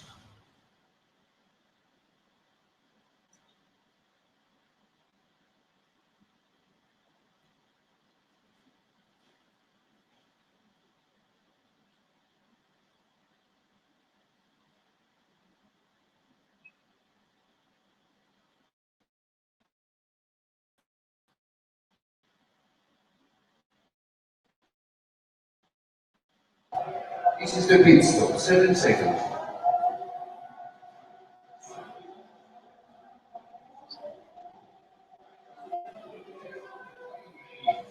Incredible. All this procedure in 7 seconds, every one of these persons know perfectly well what they have to do.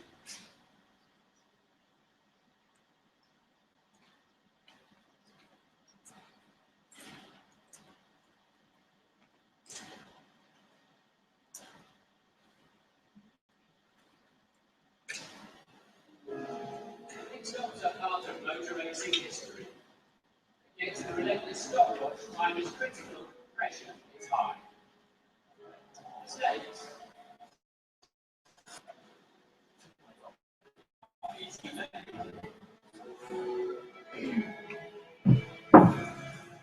Sydney have a team of 26 men awaiting their Formula One car. The Lollipop Man. 3 on the jacks. 2 team members for starter motor and pneumatic refill.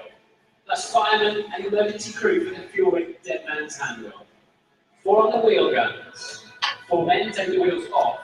4 more with fresh tyres back on. 2 refuelers plus 2 more for the backup fuel rig. Pit stop crews are well aware they can win or lose races. When cars come towards me, over these and stuff, it's quite simple, but it can go wrong. You have just a few seconds to react, keep out of the way front lane, and get on your job. You've got to concentrate solely on your car, you're focused on your one job, second nature. Practice so much, it has to be second nature.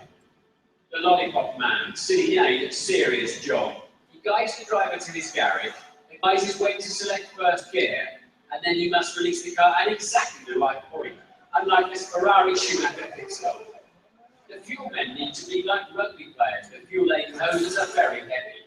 They must attach the nozzle accurately, then push through the valve. It's high-quality road car petrol, including 5% biofuel, flowing at 12 litres per second. That's a lot of fuel, and if it goes wrong, it goes horribly wrong. Hot racing cars and fresh fuel shouldn't mix. A fireman stands by. The front jackman sometimes risks his legs to stop the car, and using a manual jack against the front wing. They have blind faith that the driver will stop, making mistakes. A third side jack is used to stabilise the car, or if they need to change the front wing when it's damaged. To change the nose and wing section, the crew move around. 2 men lead front wheel duties and become the wingmen, taking just 12 seconds and using 2 captain bolts. The gunmen are waiting on one knee with compressed air gun and brake cooling spinner ready. They need the driver to stop on his mark, so the wheel nut is directly in front of them, and the frantic work begins. Sometimes the wheel nut won't go on, and sometimes the wheels won't stay on. 4 men are ready to take the very hot wheels off. 4 more men put the fresh wheels and tyres on. It gets terribly disappointing when only 3 turn up. A great pit stop is a perfect display of human and mechanical harmony, where every second is precious and the driver's safety is at stake. Banjo had the luxury of being out of his car for over a minute while 2 mechanics serviced it. Now, 26 men get the job done in less than 10 seconds.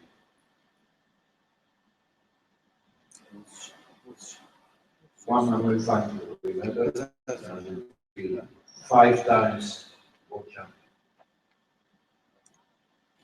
So if they can do it, why can't we do something similar when transporting our patients from the operating room to the department, to the ward, or to the unit?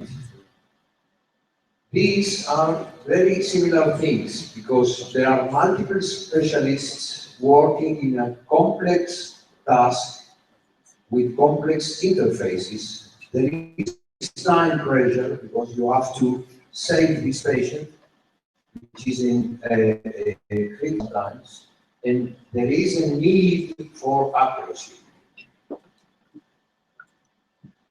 If you compare the function that people are fulfilling when every one of the components of this team knows very well what he's doing.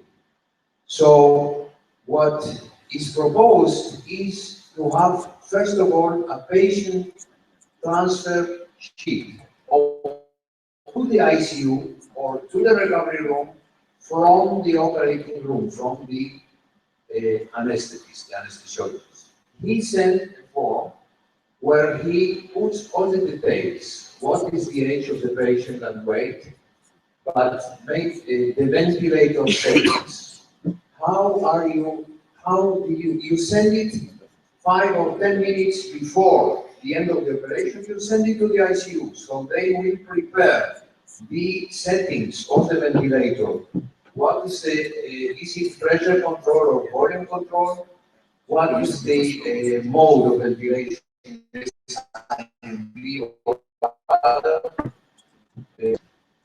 Time, the inspiration time or the ratio, etc. What was the maximum pressure, airway pressure, PEEP, and which value of PEEP, what was the FiO2?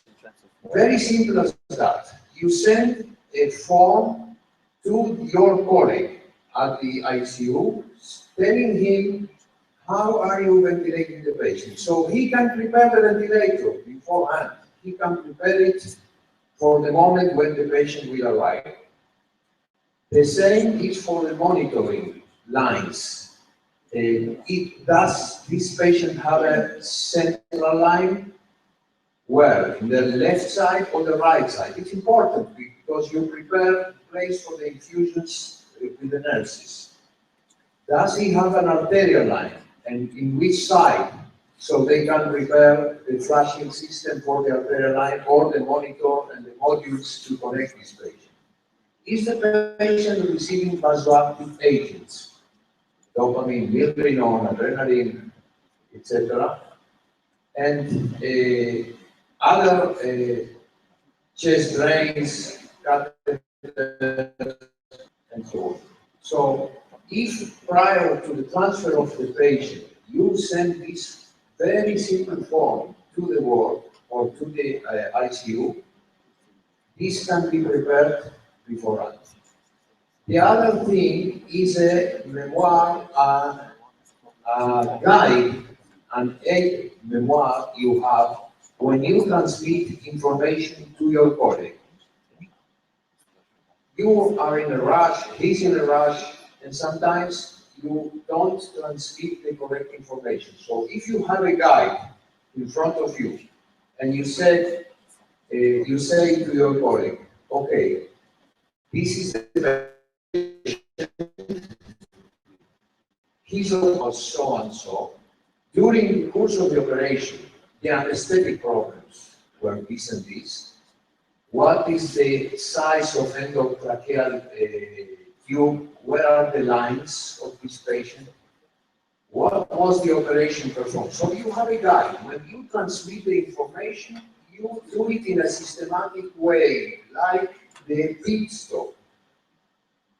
There is a protocol how to transmit information from one person to the other.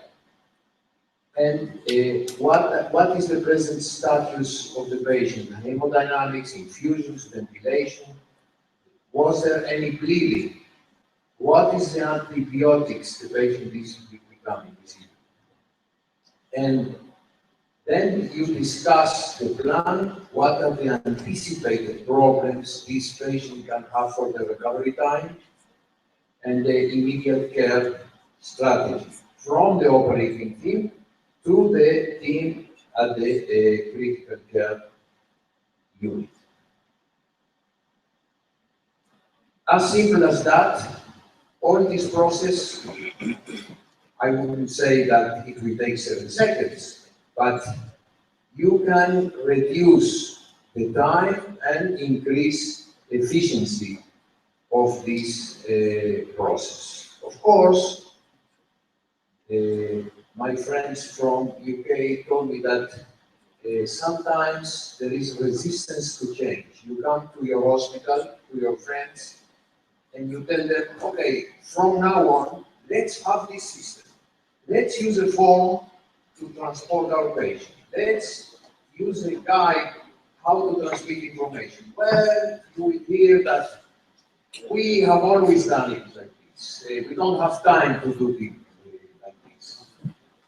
It might make things worse, or so many other things are wrong. What are we going to think here? And surgery isn't like motor racing, etc. So there are people resistant to change, but the message is that if you want to solve a problem, you break it down, as I said yesterday in my presentation, and generate these solutions.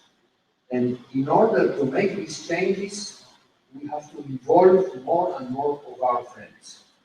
If it comes from the administration of the hospital, probably it will allow resistance from people. But if we involve more and more of our friends to make these changes in our department, we will reduce the negative response.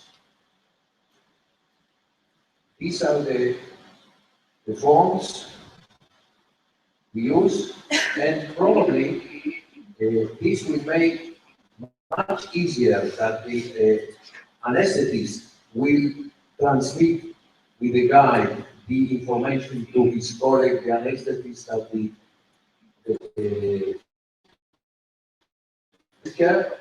the technician can talk with the technician, and they can inform, because they will prepare the ventilator and the technical details beforehand. So we believe that we can reduce the number of errors, we can reduce the number of omissions of information or lack of information, and because, and of course, it will reduce as well the time of all this procedure. Thank you very much.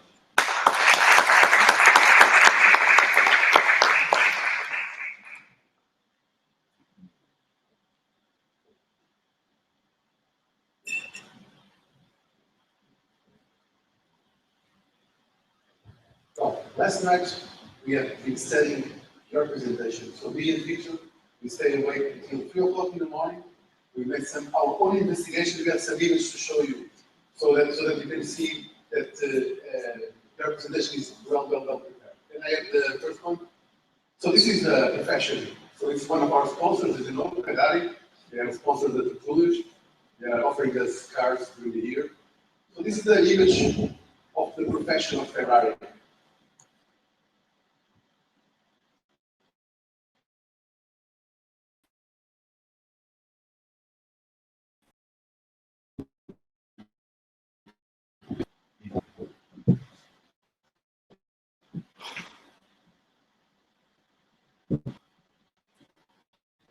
Everybody is ready before the patient. It's very different from our case. Patient arrived. These are not so successful as we see here. So we have another video to show that sometimes there are problems with equipment, problems with the teams, and it's not the fault of the ancestors, it's also the fault of other people.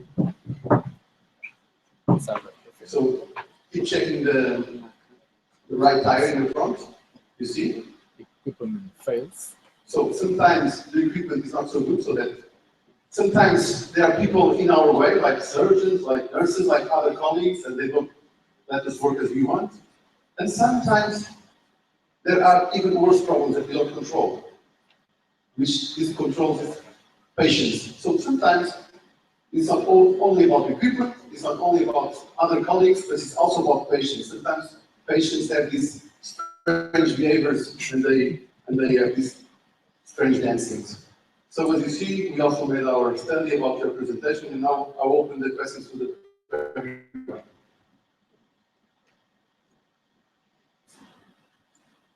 Thank you, Rick. First of all, the surgeons are always an obstacle for us, so it's not just in Portugal. Secondly, I recommend you don't ask anything to the administration of the hospital. anything. Do it on yourself what you think you need to do. Be careful because the director of one of the hospitals is here. He's looking to you in a very, very hostile. That was on purpose. Okay. And seriously, I use the same sheet that you use.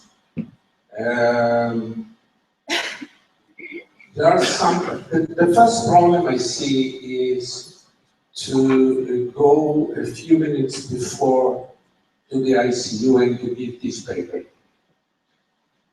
I try to do the same, and I must say that we failed. We failed because the answers were, first of all, please bring that when you came with the patient. We have no time for that. Secondly, we bring the paper and we bring the patient not 10 minutes after that, but I don't know, 20 minutes after that. And then the problem was when we came to the ICU, no paper. Where's the paper? No paper. And what we try to do, and is very successful, is to take all the monitor parameters, to put them in a card. We put in the monitor the card. We have the same monitor in the ICU. We take the patient in the ICU, we put the card in, and then mainly the monitor information is there. You are absolutely right, the information regarding, I don't know, adrenaline or dopamine or whatever is not there. But even if we have problems, I think the way of the sheet is a good way, and it's for sure better than not to do anything. Thank you. Well, I'm very glad that you only have a Portuguese-English translation and they don't have English-Portuguese translation.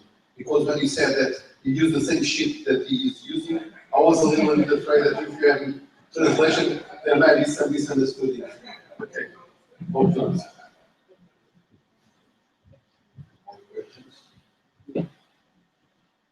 Pleased to meet you again. I first met you at Madeira last year, and I was very happy to see you again. I came from the island of Azores, São Miguel, the biggest island, and I enjoyed particularly one of the things you said. It was the resistance to the change.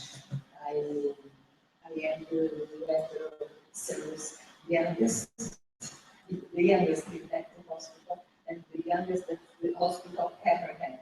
So I am now the director of people that are my first tutors, and this is a strange situation. When I try to implement something new, I heard many things that brought over there. It takes more time, we just do everything like this. But the secret, I think, it's the perseverance is to maintain constance and not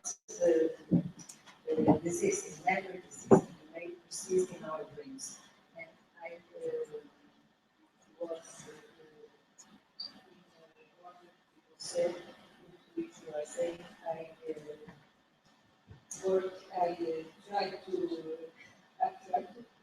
here a little research working. I want you to share with you, believe in your dreams.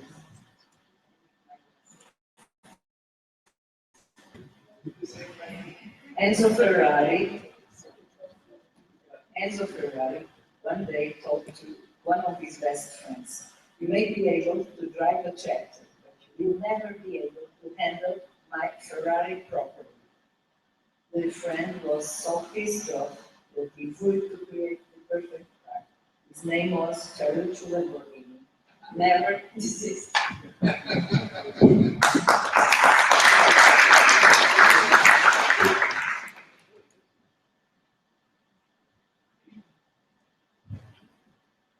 Linking to what Dr. Conceição just said, What is, in your opinion, is the best way to stick to the very concrete and simple example of patient transfer to the intensive care?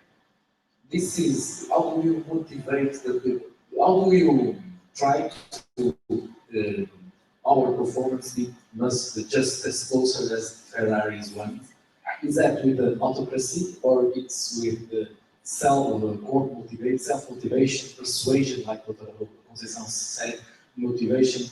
Because one of the things that Dr. Conceição said, and we all feel like this, oh, let's try to do a handshake to transfer, oh, that's you always do this like this, that will not be impactful. What do you think, in your opinion? What do you think? What is the best choice? Autocracy or the wiper or the carrots?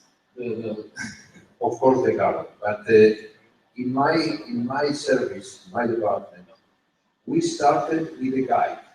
We didn't start with the forms to fill in with ventilation and infusions and so on. We start having a little guide in our pocket how to transmit information. So it helps us. It didn't come from the administration of the hospital. I convinced the young generation that if you have in your pocket this guide, I printed the guide, how to transmit information to your colleague, then they will see the advantage of that. They will see the good point. And then for the nurses and for the technicians and for people preparing the ventilator and the lines at the ICU, I think that a staff meeting with the nurses at the ICU or at the cardiac intensive care or the recovery room, the implementation will start with the nurses because we give them time to prepare themselves. This is the biggest breakthrough.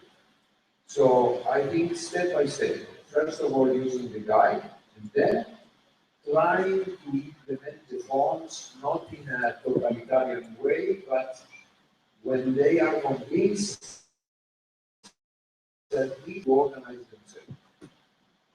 This is my opinion.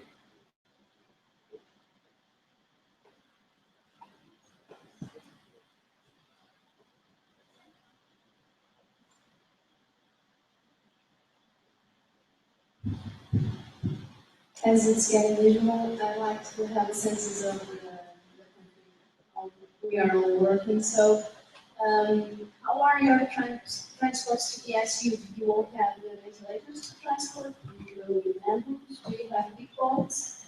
Or not?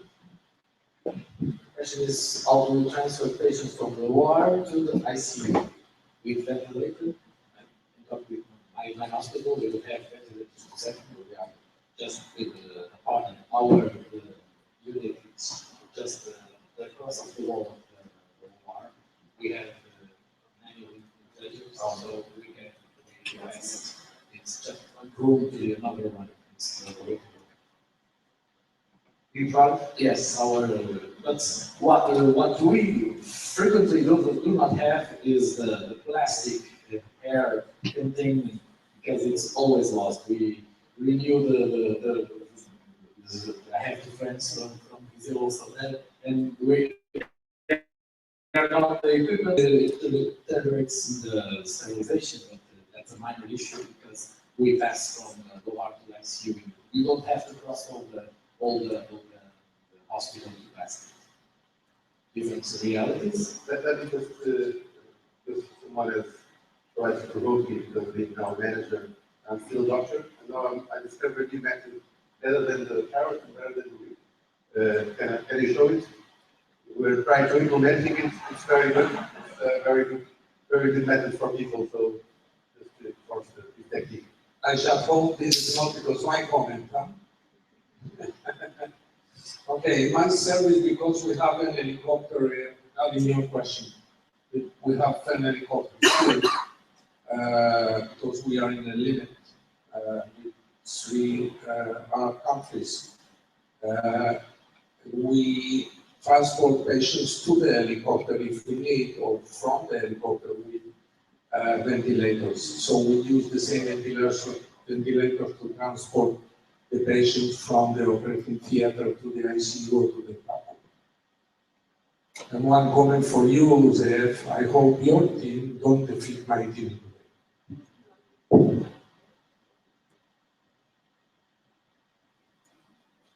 Any questions anymore?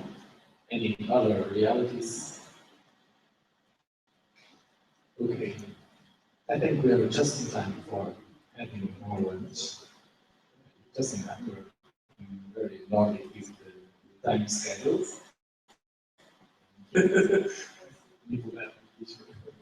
And we are now having, thank you very much for your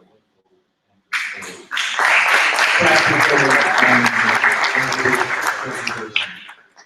Regarding soccer, if don't worry about Wisłowski, because if Maccabi, no, don't worry, Maccabi Tel Aviv didn't win against Maccabi Haifa, probably it will win against Porto. Porto just tied here. They're in the same group, Maccabi Tel Aviv, yes, that's why. Regarding lunch, now we are going to have to a very happy lunch. Yesterday, so lá na deles, ao usar a rua, falei para eles, é mais fácil, é mais fluido. E depois nós começaremos às 2 da tarde, uma sessão muito especial, e então temos 2 horas para almoçar, com calma, descontraídos. Está bem?